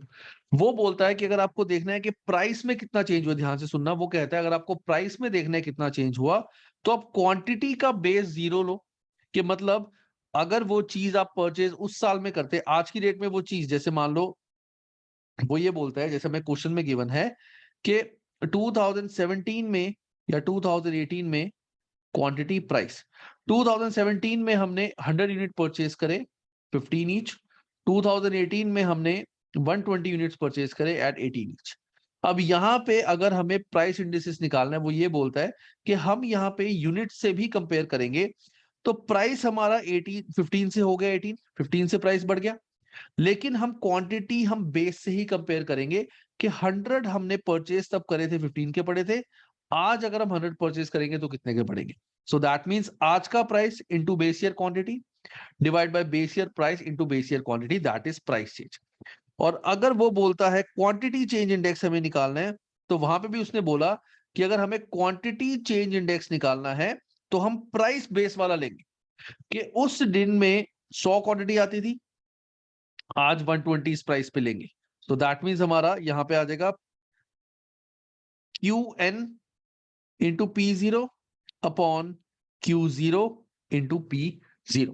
क्या इसको अगर मैं उल्टा करूं बेटर करने के लिए, it is P zero into Q n upon P zero into Q zero. Majorly हमें ऐसे में जो है वो अपने फॉर्मुलेज ही याद रखने हैं। लैस्पर्स ने बोला कि हम क्या करेंगे, हम बेस ईयर प्राइस को वेट मान के चलेंगे। तो अगर हमें प्राइस चेंज देखना है, आज का प्राइस कितना है, तब का प्राइस कितना था, ये तो हमने वैसे ही पढ़ लिया था। या प्राइस इंडेक्स निकालने का फॉर्मूला क्या होता है, P n upon P zero into 100, ये तो हमने पढ़ा ही है अभी ऊपर, कि अगर हमें प्राइस इंडेक्स आज का निकालना है तो उसका फॉर्मूला ये होगा। तो यहाँ एक सेकंड गाइस, हाँ, तो यहाँ पे हमें क्या निकालना है, जो हम क्वांटिटी लेंगे वो लेंगे अपना बेस। अगर हमें क्वांटिटी इंडेक्स निकालना है तो क्वांटिटी आज की, उस दिन की quantity and price will be base. Laspeyres में अब दूसरा पर्सन आया विच इज पाशे। पाशे ने हमें बोला कि तुम जो भी लोगे वो करंट वेट से कंपेयर करो, चीजें जो हैं वो अपनी करंट वेट से कंपेयर करो। दैट मींस अगर हमें प्राइस चेंज देखना है, if you want to see the price change, तो वहां पे होगा P n upon P zero, क्योंकि हमें प्राइस चेंज ही देखना है। लेकिन इनटू जो हम क्वांटिटी करेंगे, it will be Q n, आज की क्वांटिटी ना कि बेस ईयर की क्वांटिटी। और अगर हमें क्वांटिटी चेंज देखना है, it will be sum of P N into Q N और sum of P N into Q zero. Quantity change देखना है, आज की क्वांटिटी बेस ईयर की क्वांटिटी, लेकिन प्राइस जो होगा वो हम आज का लेंगे। तो ये 2 पर्सन थे, दोनों की अलग फिलॉसफी है।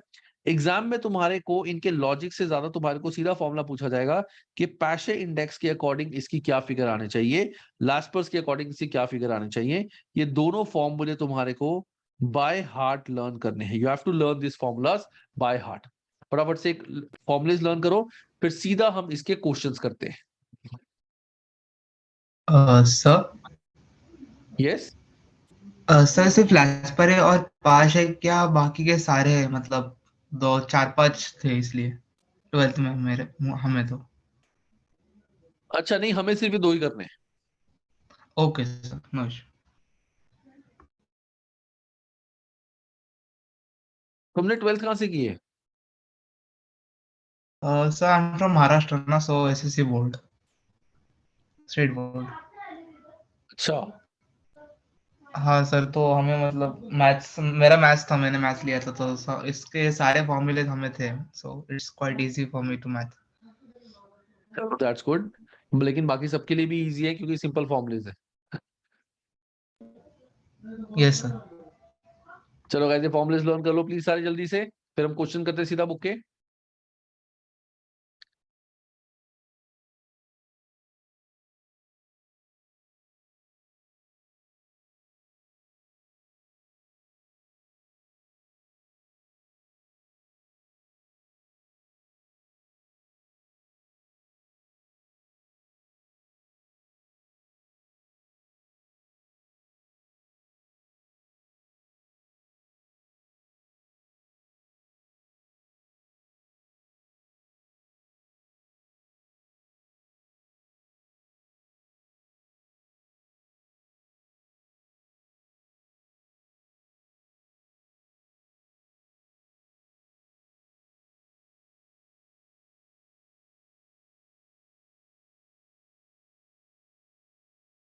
जैसे ही हो जाए गाइस प्लीज बताना, फिर सीधा इसके क्वेश्चंस करेंगे।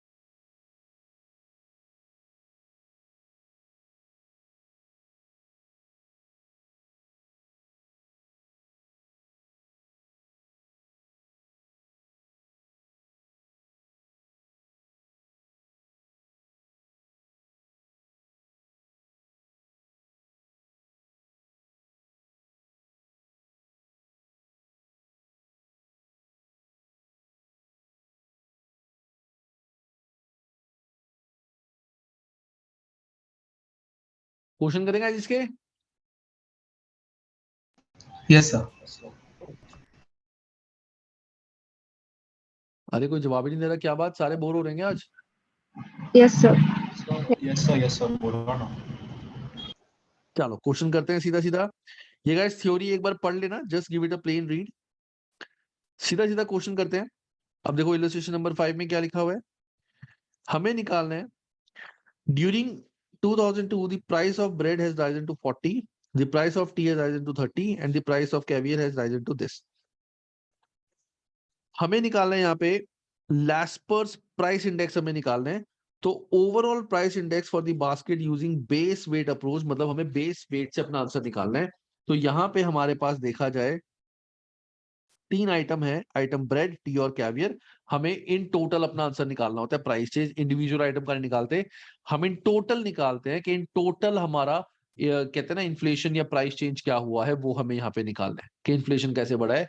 कि यहाँ पे बोला गया है कि इतने मिलियंस क्वांटिटी हमारी सेल हुई, ब्रेड का प्राइस ये था, इतने मिलियंस क्वांटिटी हमारी टी की सेल हुई तब ये प्राइस था।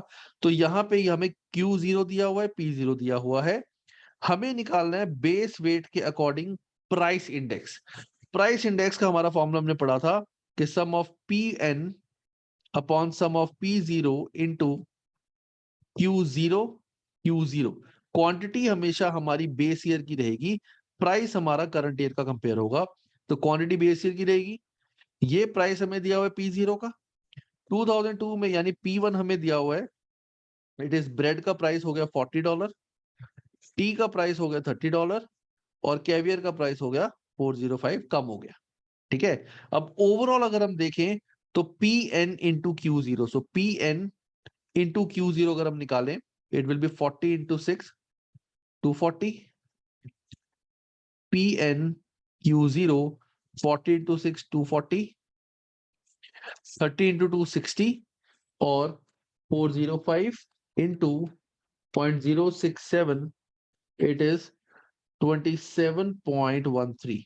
तो इनका टोटल कितना हो गया, it is 60 plus 240, it is 327.135। ये तो आ गया Pn Q0 और P0 Q0 it will B 20 into 6 120, 25 into 2 50 और 450 इंटू 0.067, इट इज 30.15। तो P0 Q0 आ गया 120 प्लस 50 प्लस 30.15, इट इज 200.15। तो Pn Q0 some of Pn Q0 और sum of P0 Q0, so 327.135 divide by 200.15, तो 327.135 divide by 200.15, तो ये आ जाएगा हमारा 1.63। तो 1.63 will be the answer into 100, that means 163 हमारा आ जाएगा प्राइस इंडेक्स। एक बार चेक कर लेते हैं सॉल्यूशन से। 163.5 वो पॉइंट्स में आ रहा है, वो पॉइंट्स में ऊपर नीचे हो गया। 163.5 इज द प्राइस इंडेक्स कि बेस ईयर का था 100, आपका आ गया 163.5, दैट मीन 63.5% से चीजें जो है हमारी वो बढ़ गई है। क्लियर है guys? Yes sir. Yes sir. सारे बच्चे प्लीज बताओ। Yes sir. Yes sir. Yes sir. ठीक है, क्वाइट सिंपल, कुछ खास था नहीं इसमें, है ना? ऐसा कुछ घबराने वाला था ही नहीं, बहुत ही सिंपल था ये तो। चलो, सो इसी तरीके से हमारे क्वेश्चन चलते रहेंगे। अब करंट ईयर इंडेक्स, अब करंट ईयर इंडेक्स से हमें क्वेश्चन निकालना है, तो हमारे को ये फॉर्मूला हमने सबने कर चुके हैं। तो हमारे को दे दिया क्वांटिटी 0 P0 Qn Pn, हमें ओवरऑल प्राइस इंडेक्स निकालना है। सेम क्वेश्चन है, overall price index using current weighted approach.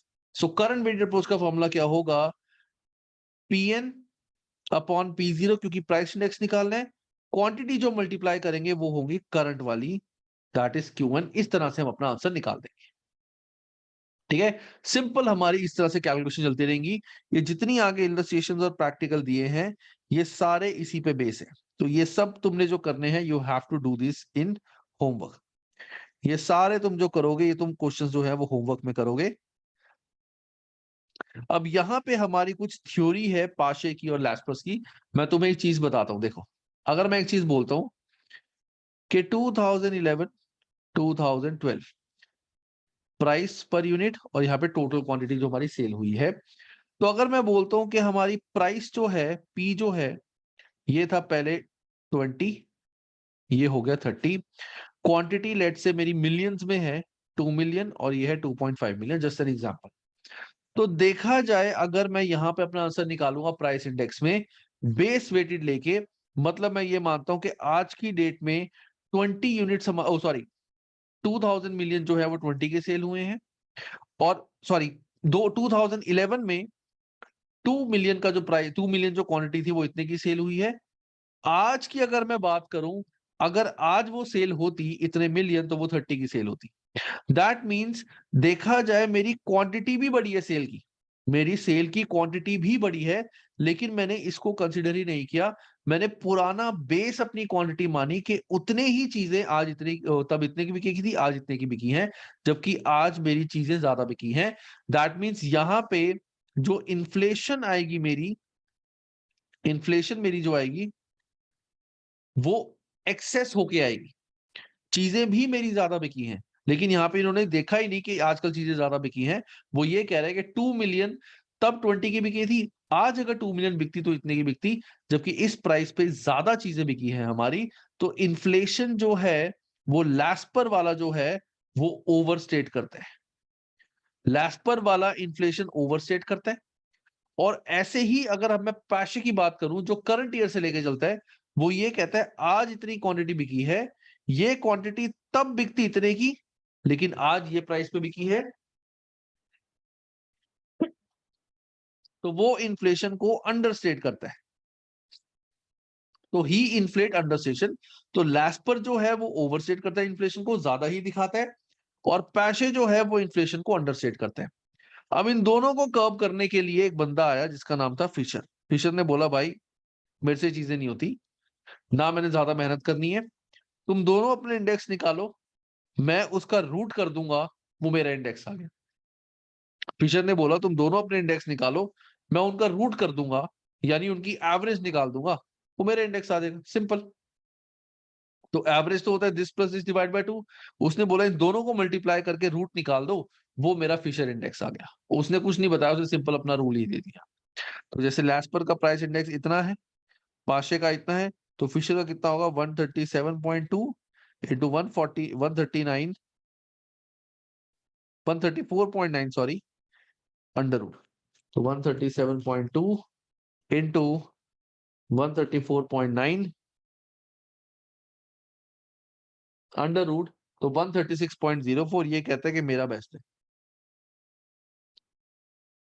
लैस्पर जो है वो ओवरसेट करता है, पाशे जो है वो अंडरसेट करता है, चलो मेरा बीच का आ गया। सिंपल, इसने अपना आंसर ये दिया, दैट इज फिशर इंडेक्स। तो ये गाइस तुम्हें एक बार पढ़ना है, ठीक है, ये चीज तुम्हें एक बार पढ़नी है, ये मैं तुम्हें अभी करा रहा हूँ, stages of product life cycle.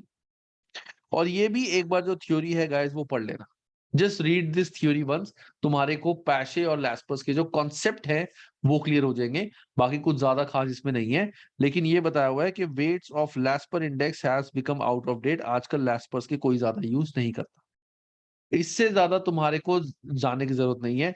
लैस्पर वाला ओवरसेट करता है इन्फ्लेशन, पैसे वाला जो है वो अंडरसेट करता है इन्फ्लेशन, बस। लास्ट जो टॉपिक आता है गाइस इस चैप्टर का, that is sale forecasting of product life cycle. अब sale forecasting the product life cycle, इसमें हमारे को बताया गया है, अभी तक तो हम देख रहे थे चीजें, फ्यूचर की चीजों का एस्टिमेट करना, सब कुछ करना, ये चीज हालांकि हम आगे भी तुम्हारे सिलेबस में आएगी। ये है हमारा कि हम कैसे एस्टिमेट कर सकते हैं कि प्रोडक्ट किस स्टेज पे है, उसके अकॉर्डिंग हमें किस चीज पे काम करना है। जैसे हमें जब भी हमें किसी चीज के बारे में काम करना है, हमें सबसे पहले देखना पड़ेगा कि हम किस स्टेज पे हैं, at what stage we are. अब वो स्टेज जो होती है वो हमें पहले समझनी पड़ेगी। एक जो प्रोडक्ट होता है, वो प्रोडक्ट जब स्टार्ट होता है, इनिशियल जो डेवलपमेंट फेज होती है, इस फेज में ये जो मार्क है दैट इज हमारा टाइम, और ये है हमारा सेल्स एंड प्रॉफिट। इस स्टेज में हमारे लॉसेस होते हैं, क्योंकि यहाँ पे प्रोडक्ट अभी बिकना स्टार्ट भी नहीं हुआ, अभी प्रोडक्ट की सेल कुछ भी नहीं है। इस स्टेज में हमारा पूरा पूरा लॉस होगा, क्योंकि हम प्रोडक्ट की डेवलपमेंट कर रहे हैं, हम प्रोडक्ट के बारे में जान रहे हैं कि प्रोडक्ट कैसा है, क्या मार्केट में बिकेगा नहीं बिकेगा, हम उसकी डेवलपमेंट करा रहे हैं। So this stage is called development stage. यहाँ पे हमारी जो सेल्स होती है वो होती है 0। इस जगह पे हमारी सेल्स होती हैं 0 और हमारा पूरा पूरा लॉस होता है। नेक्स्ट आता है हमारा इंट्रोडक्शन स्टेज के, हमने अपना जो प्रोडक्ट है वो मार्केट में लॉन्च कर दिया, तो धीरे धीरे करके हमारी सेल्स बढ़नी शुरू होती है, और जो हमारा लॉस था वो धीरे धीरे कन्वर्ट होता है। तो जिस पॉइंट पे आके हम ब्रेक इवन पे आ जाते हैं, वहां पे हमारा जो है इंट्रोडक्शन स्टेज खत्म हो जाता है कि हाँ अब मार्केट में आ चुका है, हमारा ना तो प्रॉफिट है ना लॉस, इतनी हमारी चीजें बिक रही है कि हम ब्रेक इवन पे आ चुके हैं। इसके बाद आती है हमारी ग्रोथ स्टेज। ग्रोथ स्टेज में क्या होता है कि हमारी जो सेल्स है वो बहुत ड्रास्टिकली बढ़ती है, सेल्स बहुत ड्रास्टिकली बढ़ती है, और प्रॉफिट हमारे उसके अकॉर्डिंग बढ़ते हैं। तो अगर मैं बात करूं इस स्टेज पे हमारे फिक्स कॉस्ट बहुत हाई होते हैं डेवलपमेंट स्टेज में, वेरिएबल कॉस्ट यहाँ पे। अच्छा गाइस मुझे बताओ क्या इस स्टेज में हमारे वेरिएबल कॉस्ट होंगे ज्यादा?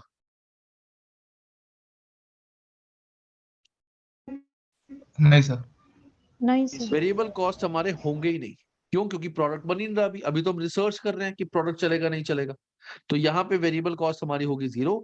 मोस्टली हमारे सारे फिक्स कॉस्ट होंगे। इस स्टेज पे आके क्या होगा, हमारे वेरिएबल कॉस्ट धीरे धीरे बढ़ने स्टार्ट हो जाएंगे, लेकिन फिक्स कॉस्ट अभी भी मेरी हाई रहेगी। फिक्स कॉस्ट बहुत ज्यादा हाई रहेगी। क्यों?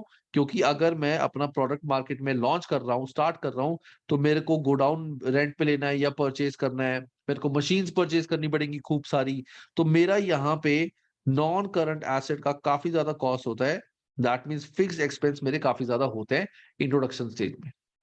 जब मैं ग्रोथ स्टेज पे आता हूं तो फिक्स कॉस्ट मेरी बहुत ज्यादा नहीं बढ़ती, ऑलरेडी कर चुका हूं मैं, मशीन तो वही रहेंगी, रेंट मेरा वही चल रहा है। थोड़े बहुत फिक्स कॉस्ट जो है वो बढ़ने शुरू हो जाएंगे, लेकिन वेरिएबल कॉस्ट मेरी ड्रास्टिकली बढ़नी स्टार्ट हो जाएगी यहाँ पे। क्यों? क्योंकि अब मेरे बहुत ज्यादा प्रोडक्ट बिक रहे हैं। तो variable cost will drastically start increasing, fix cost हमारी उतनी रहेगी और यहाँ पे हम प्रॉफिट कमाना स्टार्ट करेंगे। अब नेक्स्ट आता है हमारा मैच्योरिटी स्टेज, कि प्रोडक्ट उस पीक पे है कि उससे ज्यादा यूनिट्स उसके सेल हो ही नहीं सकते। वो पीक पे आ चुका है कि मैक्सिमम इतने यूनिट्स हम बना सकते हैं, उतने बना के ही हम सेल कर रहे हैं। मैक्सिमम इतने ही यूनिट्स हम बना सकते हैं, इससे ज्यादा हम नहीं बना रहे। और अब इस सिचुएशन में क्या होगा, हमारे फिक्स कॉस्ट तो हमारी सेम रहेगी, फिक्स कॉस्ट हमारी कांस्टेंट रहेगी जो यहां थी, क्योंकि बस अब मैच्योरिटी पे आ चुके हैं, एडिशनल खर्चे नहीं करने। वेरिएबल कॉस्ट थोड़े बहुत कम ज्यादा होते रहेंगे, वेरिएबल कॉस्ट थोड़े बहुत हमारे कम ज्यादा होते रहेंगे। उसके बाद नेक्स्ट आती है हमारी डिक्लाइन स्टेज, कि अब प्रोडक्ट हमारा बिकना कम हो गया मार्केट में, मे बी नई टेक्नोलॉजी आ गई, या हमारा प्रोडक्ट आउटडेटेड हो गया, वही सेम नई टेक्नोलॉजी आ गई, या फिर कुछ हमारी कंपनी में इश्यूज आ गए। So there can be a number of reasons, competition बहुत ज्यादा आ गया, ठीक है, लोग सेम चीज सस्ती रेट पे बेच रहे हैं, वो चीजें आ गई, तो हमारा सेल्स रेवेन्यू कम होना शुरू हो गया। तो वेरिएबल कॉस्ट हमारी कम हो गई और थोड़ी बहुत फिक्स कॉस्ट भी हमारी कम हो गई। तो जब भी हमें बिजनेस को फ्यूचर के लिए एनालाइज करना है, तो हम पहले ये देखते हैं कि हम किस स्टेज पे हैं। उस स्टेज के अकॉर्डिंग हम एनालाइज करेंगे कि बिजनेस में हमें क्या करना है। ये चीज तुम आगे पढ़ोगे डेप्थ में, अभी सिर्फ एक क्रक्स है, that is product life cycle. ये पहले आती है डेवलपमेंट स्टेज, यहाँ पे हमारी फिक्स कॉस्ट बहुत हाई होती है, वेरिएबल कॉस्ट कुछ खास नहीं होती। इंट्रोडक्शन स्टेज में हमारी वेरिएबल कॉस्ट धीरे धीरे बढ़ती है, फिक्स कॉस्ट बहुत ज्यादा बढ़ती है क्योंकि हमें मशीन वगैरह परचेज करनी होती है। ग्रोथ स्टेज पे थोड़ी बहुत फिक्स कॉस्ट पड़ती है, वेरिएबल कॉस्ट बहुत ज्यादा बढ़ती है। मैच्योरिटी पे फिक्स कॉस्ट कांस्टेंट रहती है, वेरिएबल कॉस्ट में थोड़ा बहुत ऊपर नीचे आता रहता है। और डिक्लाइनिंग स्टेज में हमारी वेरिएबल कॉस्ट कम हो जाती है और फिक्स कॉस्ट थोड़ा बहुत हमारी यहाँ पे कम होती है। और इस स्टेज पे आके बिजनेस जो है वो सोचता है कि इस प्रोडक्ट को मुझे बंद करना है या इस प्रोडक्ट में कुछ और इंप्रूवमेंट में करूं। ये क्लियर है गाइस सबको? Yes sir. Yes sir.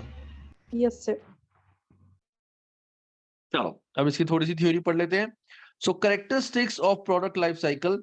The product cycle is useful for forecasting because the stage within the life cycle usually dictates that main type of cost and whether costs are increasing or decreasing. Understanding the stage of life cycle leads to more accurate forecasting. अगर हम ये चीज समझ सके तो हम आगे की अच्छी फोरकास्ट कर सकते हैं कि डेवलपमेंट स्टेज पे हमारा इतना खर्चा होगा, इंट्रोडक्शन स्टेज पे इतना खर्चा होगा, ग्रोथ स्टेज पे इतना खर्चा होगा, मैच्योरिटी स्टेज पे ये होगा और डिक्लाइन स्टेज पे ये होगा। तो अगर हम पहले से ही अपनी ये एनालिसिस करना शुरू कर लें तो हमारी फोरकास्टिंग बहुत बेटर हो सकती है। तो डेवलपमेंट स्टेज पे हमारी सेल्स वॉल्यूम होती है नन, कॉस्ट हमारी रिसर्च एंड डेवलपमेंट की होती है, तो इसमें यहाँ पे मेजरली फिक्स कॉस्ट आती है। इंट्रोडक्शन स्टेज में हमारी सेल्स वॉल्यूम बहुत लो होते हैं, वेरी हाई फिक्स कॉस्ट हमारी होती है यहाँ पे, और वेरिएबल कॉस्ट थोड़ी सी होती है, वेरिएबल कॉस्ट थोड़ी होती है। ग्रोथ स्टेज पे रैपिड इंक्रीज होती है हमारी सेल्स वॉल्यूम, वेरिएबल कॉस्ट बहुत ज्यादा बढ़ती है, थोड़े बहुत हमारे फिक्स कॉस्ट बढ़ते हैं। मैच्योरिटी स्टेज में सेल्स वॉल्यूम रहती है स्टेबल और हाईएस्ट वॉल्यूम हमारी होती है, तो थोड़ा बहुत जो चेंजेस आते हैं that is in primary variable cost, और डिक्लाइन स्टेज पे हमारी डिमांड कम होनी स्टार्ट हो जाती है, वेरिएबल कॉस्ट हमारी कम होनी स्टार्ट हो जाती है, थोड़े बहुत फिक्स कॉस्ट हमारे कम होते हैं या बढ़ जाते हैं। क्लियर है गाइस सबको? Yes, yes sir. Sir. Yes sir. ठीक है गाइस। तो गाइस अब आज ना मैं तुम्हारे को नया चैप्टर अभी स्टार्ट नहीं करा रहा, बिकॉज हाफ एन आवर ही रह गया। हाफ एन आवर में नया चैप्टर स्टार्ट कराना it's going to be very difficult, कुछ समझ नहीं आएगा तुम्हें। मैं फिर भी तुम्हारे को थोड़ा बहुत चीजें बताया था उस चैप्टर के बारे में। लेकिन एक चीज, ये जो मैथ्स तुमने अभी तक करी है, ये जितनी चीजें हैं, ये सारी चीजें अब की क्लास के बाद खत्म हो चुकी हैं। अब सिंपल हम अपनी पढ़ेंगे कॉस्टिंग। अब जो हमारा सब्जेक्ट स्टार्ट होना है दैट इज कॉस्टिंग, कि प्रोडक्ट की हमें कॉस्ट कैसे निकालनी है, ये चीज अब हम पढ़ेंगे। तो अब तुम्हारे काफी सारे फॉर्मुलेज, ये तो फॉर्मुलेज तो थे, मैथमेटिकल फॉर्मुलेज थे। अब तुम्हारे F2 के फॉर्मुलेज आने स्टार्ट होंगे, जो मैंने तुम्हें बताया था F5 में बहुत ज्यादा यूज होते हैं। So let me just open that. बाकी आई थिंक कुछ स्टूडेंट्स ऐसे हैं जिन्होंने अभी चैप्टर 5 पूरा कंप्लीट नहीं करा, तो प्लीज कोशिश करना परसों तक अपना चैप्टर 5 कंप्लीट कर लो। और जिन स्टूडेंट्स का चैप्टर 5 तक कंप्लीट हो चुका है, तुमने टेस्ट भी दे दिया है, आई वुड सजेस्ट कि एक बार क्विक रिवीजन जरूर कर लेना इन सारे चैप्टर्स की, या फिर additionally what you can do, ACCA study hub में से इन 5 चैप्टर्स के अपने प्रैक्टिस क्वेश्चंस कर लेना, कि तुम्हारे एटलीस्ट ये 5 चैप्टर्स बिल्कुल पक्के हो जाए। रीजन बीइंग, क्योंकि आगे जो आने वाले चैप्टर्स हैं, ये जो चैप्टर्स हमारे स्टार्ट होंगे, that is accounting for material labour overhead, in chapters में पुराने किसी चैप्टर का बिल्कुल भी लिंक नहीं है, 1% भी लिंक नहीं है कहीं से। बस एक थोड़ा सा जो हमारा कॉस्ट बिहेवियर है, डायरेक्ट मटेरियल, डायरेक्ट लेबर वगैरह, वो यूज होगा, लेकिन जो चैप्टर 4, 5 फोरकास्टिंग वगैरह है, वो कहीं भी यूज नहीं होनी। तो वो चीजें तुम्हें बिल्कुल क्रिस्टल क्लियर आज के बाद हो जानी चाहिए। ठीक है? अकाउंटिंग फॉर मटेरियल में सबसे पहले हम क्या पढ़ेंगे, I just make you go through the chapter. इसमें सबसे पहले तो हम पढ़ेंगे कि हमारा बिजनेस का एक जो मटेरियल होता है, मटेरियल का हमारा एक साइकिल क्या होता है, कि हम मटेरियल कैसे परचेज करते हैं। ये चीज तुम्हारी ऑडिट में भी काम आएगी, कि तुम्हें पता चलेगा कि ऑर्डरिंग का तरीका क्या होता है, ये सारी चीजें, परचेज ऑर्डर क्या होता है, ठीक है, डिलीवरी नोट क्या होता है, कि सामान आएगा, डिलीवर होगा, वो सारी चीजें तुम यहाँ पे पढ़ोगे।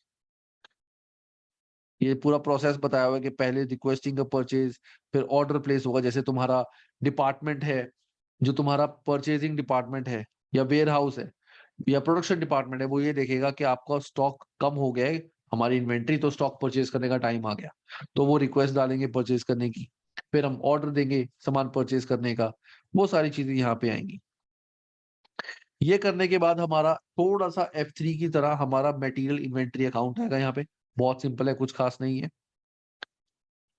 उसके बाद आएगा हमारे कुछ फॉर्मुलेस जो हमें एज इट इज लर्न करने हैं। एक तो फ्री इन्वेंट्री जब कराऊंगा तब।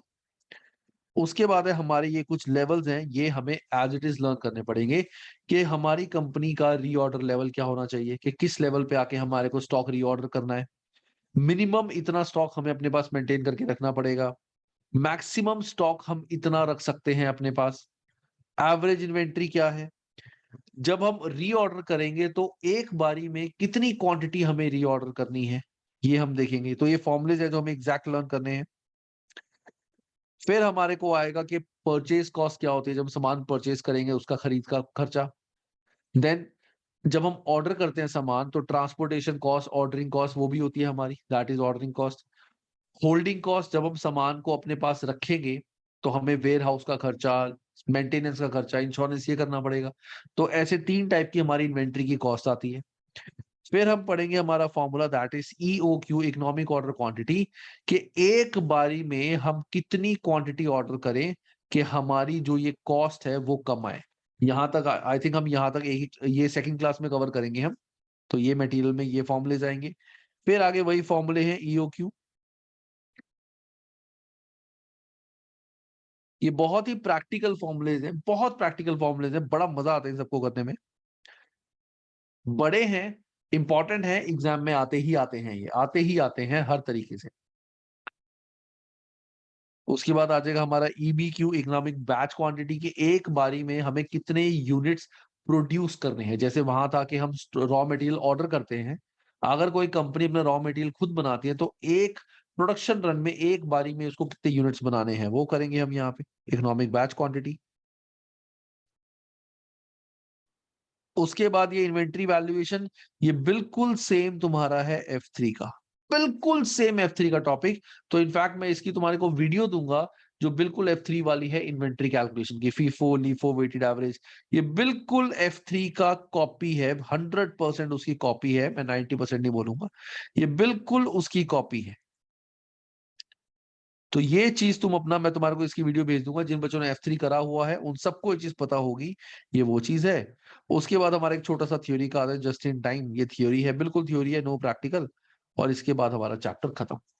ये पूरा है मटेरियल चैप्टर, काफी इंटरेस्टिंग चैप्टर है। I try to cover most of the chapter, but उससे पहले आई एक्सपेक्ट कि परसों तक तुम सारे अपने चैप्टर नंबर 5 को क्रिस्टल क्लियर कर दो।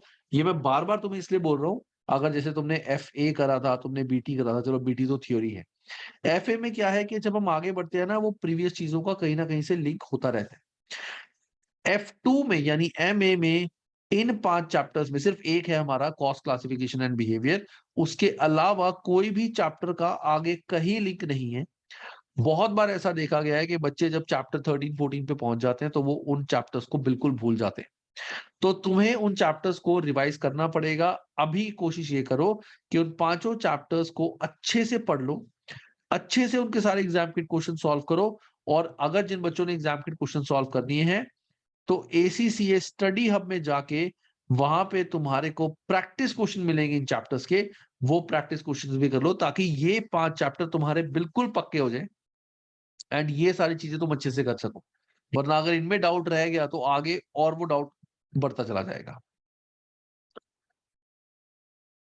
क्लियर है क्या सबको? Yes sir, study hub main ACCA की वेबसाइट पे, राइट? हाँ, ACCA की साइट पे जब तुम लॉगिन करोगी, लॉगिन करके डैशबोर्ड में तुम्हें राइट साइड में दिखेगा ACCA study hub. When you click on that, मैंने इनफैक्ट इसकी एक छोटी सी वीडियो बनाई है, तुम गूगल पे सर्च करना। तो स्टडी हब पे जब तुम जाओगे तो वहां पे तुम्हारे को पहले you have to select your subject. जैसे ही सब्जेक्ट सिलेक्ट करोगे तो लेफ्ट साइड में तुम्हारे को प्रैक्टिस क्वेश्चंस दिख जाएंगे। I made a video on study hub, मैं उसका लिंक तुम्हारे को ग्रुप में शेयर कर दूंगा। वो तरीका चेंज हो गया है, उस टाइम पे गूगल पे सर्च करके आता था स्टडी हब, अब ACCA साइट के अंदर ही उन्होंने इनकॉर्पोरेट कर दिया है। लॉगिन करना, डैशबोर्ड में तुम्हें राइट साइड में मिल जाएगा ACCA स्टडी हब, सीधा उस पर क्लिक करना। फिर वहां से जैसा मैं अपने पेज पे मैं तुम्हें लिंक भेजूंगा, बिल्कुल वैसे सब्जेक्ट सिलेक्ट करके उसके प्रैक्टिस क्वेश्चंस करना। Okay, can you send the link today? क्या सफा? सर आप लिंक आज भेज सकते हो क्या? मुझे क्लियर नहीं है, तुम क्या कह रही हो सफा, दोबारा बोलो एक बार। सर आप लिंक भेज सकते हो आज?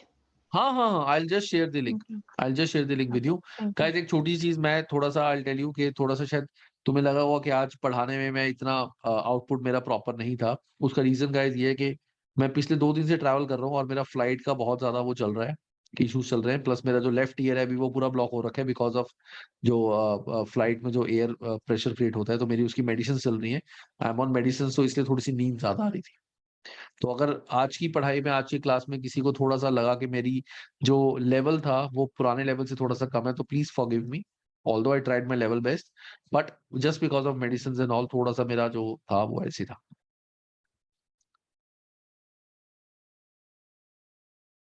ठीक है, चलो गाइस ये चीज तुम Yes, next sir, class no तक करना। issues. तुम्हारे जितने भी डाउट्स होंगे वो प्लीज डाउट्स अपने जैसे ग्रुप में आज शेयर किए थे वो शेयर करना, so that I have the numbers with me कि कौन कौन से क्वेश्चन में डाउट्स है, रादर देन क्लास में फिर कोई रह जाता है, फिर कोई पूछे तो क्लास ही थोड़ी सी लंबी चली जाती है। तो ऐसे जो भी डाउट्स हो मुझसे पूछना, I try as much as doubt I can solve with the group only. ठीक है, बाकी जो है वो क्लास में हम करेंगे। एंड परसों से वी विल स्टार्ट विद हमारा चैप्टर मटेरियल। किसी भी स्टूडेंट को कोई भी चीज मुझसे पूछनी है तो प्लीज पूछ लो गाइस।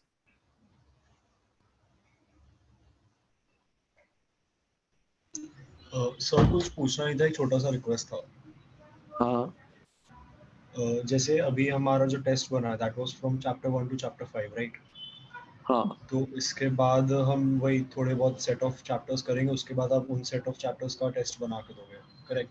हाँ सो आई वाज सेइंग कि instead of making a test on those forthcoming chapters, आप वो हाँ लाइक सपोज नेक्स्ट 5 चैप्टर्स है तो उसमें ये फर्स्ट 5 चैप्टर्स को भी इनकॉर्पोरेट करता हूँ, तो that will become a test of 10 chapters एक साथ। तो उससे क्या हम पुराना भी रिवाइज करते जाएंगे नहीं साइमल्टेनियसली। हर्ष, पता है क्या है वो चीज मैं तुम्हें बताऊं, वो मैं नहीं करूंगा। I tell you the reason. ये क्योंकि ये चीज लास्ट बैच में भी स्टूडेंट्स ने मेरे को देवर आस्किंग कि ऐसा क्यों नहीं कर सकते। I should tell you the reason. ये जो हर्ष हमारे सब्जेक्ट्स हैं ना, ये जो चैप्टर्स हैं, ये चैप्टर्स आगे आने वाले चैप्टर्स जो हैं, ऑल द पुराने चैप्टर्स में मैथ्स थी, इन द सेंस के मैथ्स के फॉर्मुलेस थे। बट जैसे कि मैं तुम्हें दिखाया ना, फॉर्मुलेस यहाँ पे भी बहुत है और यहाँ पे बहुत छोटी छोटी चीजें। तो यहाँ पे जब तुम इन पांचों को अभी के लिए रिवाइज करोगे और तुम पुराने रिवाइज करोगे ना, तो इन चैप्टर्स के जो हम आगे पढ़ने वाले हैं, I show you the index.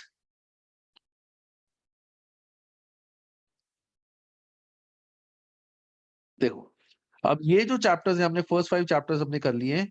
तो ये जो हमारे चैप्टर्स, बेसिकली सारे चैप्टर्स जो आगे वाले हैं, अगर मैं बात करूं इन चैप्टर्स की, ये जो चैप्टर्स हमारे हैं ना गाइस, इन चैप्टर में अगर मैं तुम्हें इन केस बोलता हूं कि तुम यहां से क्लब कर लो ना, तुम इन चैप्टर को कभी ठीक से पढ़ ही नहीं पाओगे। तुम्हें इन चैप्टर्स में बहुत इन डेप्थ प्रैक्टिस चाहिए और इन डेप्थ तुम्हारे को एक टाइम चाहिए। जब तुम यहाँ पे भी पहुंचोगे ना, मैं तुम्हें बता रहा हूँ, तुम यहाँ के कॉन्सेप्ट भी भूलने स्टार्ट कर दोगे। ये तो बहुत दूर की बात है। और अगर मैं टोटल दूंगा ना तुम्हें करने को, यू विल से कि सर हमें 3 से 4 दिन लगेंगे इसके टेस्ट के लिए, और यहाँ की काफी चीजें तुम मिस कर दोगे। तो I don't want that. Revision के लिए देखो, तुम्हारे को कोई दिक्कत की बात नहीं है। तुम्हें सीधा सीधा इसकी मैराथन वीडियो ओपन करनी है। Marathon videos are there with you, ठीक है, वो मैं तुम्हें प्रोवाइड की हुई है। जब भी तुम्हें रिवाइज करना हुआ, ऑल्दो आई वुड सजेस्ट कि एवरी वीक एक बार एक मैराथन वीडियोस देख के इन चैप्टर्स को साथ साथ रिवाइज करते रहना कि तुम्हारे क्वेश्चंस पूरे पूरे सॉल्व हो जाए। लेकिन अगर मैं इनके साथ करूंगा ना, तो ये चैप्टर्स तुम ठीक से कर नहीं पाओगे, इनमें थोड़ी थोड़ी कमियां रह जाएंगी। बहुत सारे बच्चे ऐसे होंगे जो ये टेस्ट ही नहीं देंगे कि नहीं हमसे 10 चैप्टर अभी नहीं हो रहे। लेकिन जब तुम ये 5 चैप्टर्स का टेस्ट दोगे, एक जब नंबर कम होगा तो you will be more confident in giving the test, और छोटी छोटी चीजें तुम इन डेप्थ करोगे, वहां पे फिर ये चीज नहीं चल सकती। ये जो टेस्ट होंगे, मैं कोशिश करूंगा कि इनको मैं कंबाइन कर दूं, क्योंकि आपस में लिंक नहीं, ये बिल्कुल लिंक नहीं है। वो चीज हमारी जब ऑफ कोर्स जब सिलेबस कंप्लीट होगा तब तो पूरे पूरे टेस्ट कंबाइन होंगे ही। बट अभी के लिए ये चैप्टर्स का टेस्ट ही मैं ले पाऊंगा, पूरा टेस्ट नहीं लूंगा। अच्छा ठीक है, समझ गया सर। वो थोड़ा ठीक डिफरेंट है ना, डिफरेंट। मैं नहीं चाहता कि कोई भी स्टूडेंट जो है उसको ओवर बर्डन अभी लगे।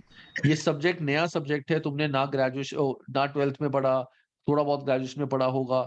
अगर मैं तुम्हारे को अभी ये टोटल टेस्ट दे दूंगा ना, तो बच्चे घबरा जाएंगे, अभी से टेस्ट से डरना शुरू कर देंगे, ओहो इतने फॉर्मुलेज यहाँ, इतने फॉर्मुलेज यहाँ। लेकिन जब तुम यहाँ तक पहुंच जाओगे ना, तो धीरे धीरे इन सब पे कॉन्फिडेंस आना स्टार्ट हो जाएगा कि वो तो कुछ नहीं था, ऐसे ही देख के डर रहे थे। तब तुम्हें कंबाइंड टेस्ट देना। ठीक है guys? Yes sir. Yes sir. Yes, sir. चलो अब हम क्लास करते हैं हमारी परसों, दैट इज ऑन फ्राइडे। तो प्लीज सारे बच्चे, जैसे कि मैंने बताया था कि सारे बच्चे प्लीज अभी तक जो 5th चैप्टर्स हैं वहां तक अच्छे से सॉल्व कर लेना क्वेश्चन, जो भी डाउट हो मुझसे पूछना। Then will start with the accounting for material. Formula sheet तुम सबके पास है, वो अपने साथ रखना, क्योंकि फॉर्मुलेज बहुत ज्यादा यूजफुल है, मतलब इन द सेंस बहुत ज्यादा यूज होंगे। आई डोंट वांट कि हम क्लास वेस्ट करें कि मैं तुम्हें बोलूं फॉर्मूला कॉपी में लिखो, वो सब वहां पे लिखा है। सीधा सीधा हम टॉपिक पढ़ेंगे, फॉर्मूले तुम वहां से लर्न करोगे and you will solve the questions. चलो गाइस, क्लास करते हैं परसों, एंड जो भी डाउट हो प्लीज ग्रुप में पूछ लेना। चलो bye guys, take care. Thank you sir. Bye. Thank you sir, take care. Bye. Sir, या वेदांत? sir, actually, I wanted to talk about F3 financial accounting के बारे में, कि हाँ। मेरा एक्चुअली पोर्शन खत्म हो गया है पूरा। सिर्फ कंसोलिडेटेड के एग्जाम किट में से 2-3 क्वेश्चन, लास्ट के 4 क्वेश्चन बचे। I will be completing it right now after the class. और मतलब सर इसके बाद क्या आप मुझे वो टेस्ट दे सकते हो उसकी वंस अगेन? हाँ, मॉक्स तुम्हारे को प्रोवाइड कर देंगे। ओके सर, सब ठीक है सर। वो एक लास्ट एक मॉक सॉल्व कर लेता हूँ। और सर आपको भी अगर पॉसिबल होगा तो आप भी मतलब मेरे से एक टेस्ट ले सकते हो, कि कॉन्फिडेंस आ जाएगा मेरा भी एक। तुम पहले बीपीपी के जो 3 मॉक्स हैं वो कर लिए तुमने? सर मैंने एग्जाम किट तो सॉल्व कर लिया आज। मॉक्स नहीं किया मैंने सर, बीपीपी के मॉक्स नहीं किए, वो तो करना है। बीपीपी में पीछे 3 मॉक्स है, पहले वो करो सबसे पहले। ठीक है सर। वो 3 करने के बाद, उसके बाद फिर हम तुम्हारे को मॉक्स प्रोवाइड करेंगे, वो करना। Okay sir. सर फिर इस हफ्ते में वो हो जाएंगे sir. Okay, I'll do it. हाँ, वो करना। बीपीपी के एक मॉक करना, देखना कितने मार्क्स आ रहे हैं, फिर उसमें जो कमियां हैं उन पे वर्क करना, then move to the next mock. Okay, sir. Sir, I was ठीक planning है? in the first week, so मतलब जितना जल्दी हो सके वो complete करके I will be able to concentrate on MA then. हाँ नहीं ठीक है, फर्स्ट वीक ऑफ जनवरी में बिल्कुल कर सकते हो, फरवरी में बिल्कुल कर सकते हो। February. Okay, sir. Okay, sir. Thank you, sir. चलो, Yes. Okay, take care, Bye, sir. Thank you, sir. Bye. Bye.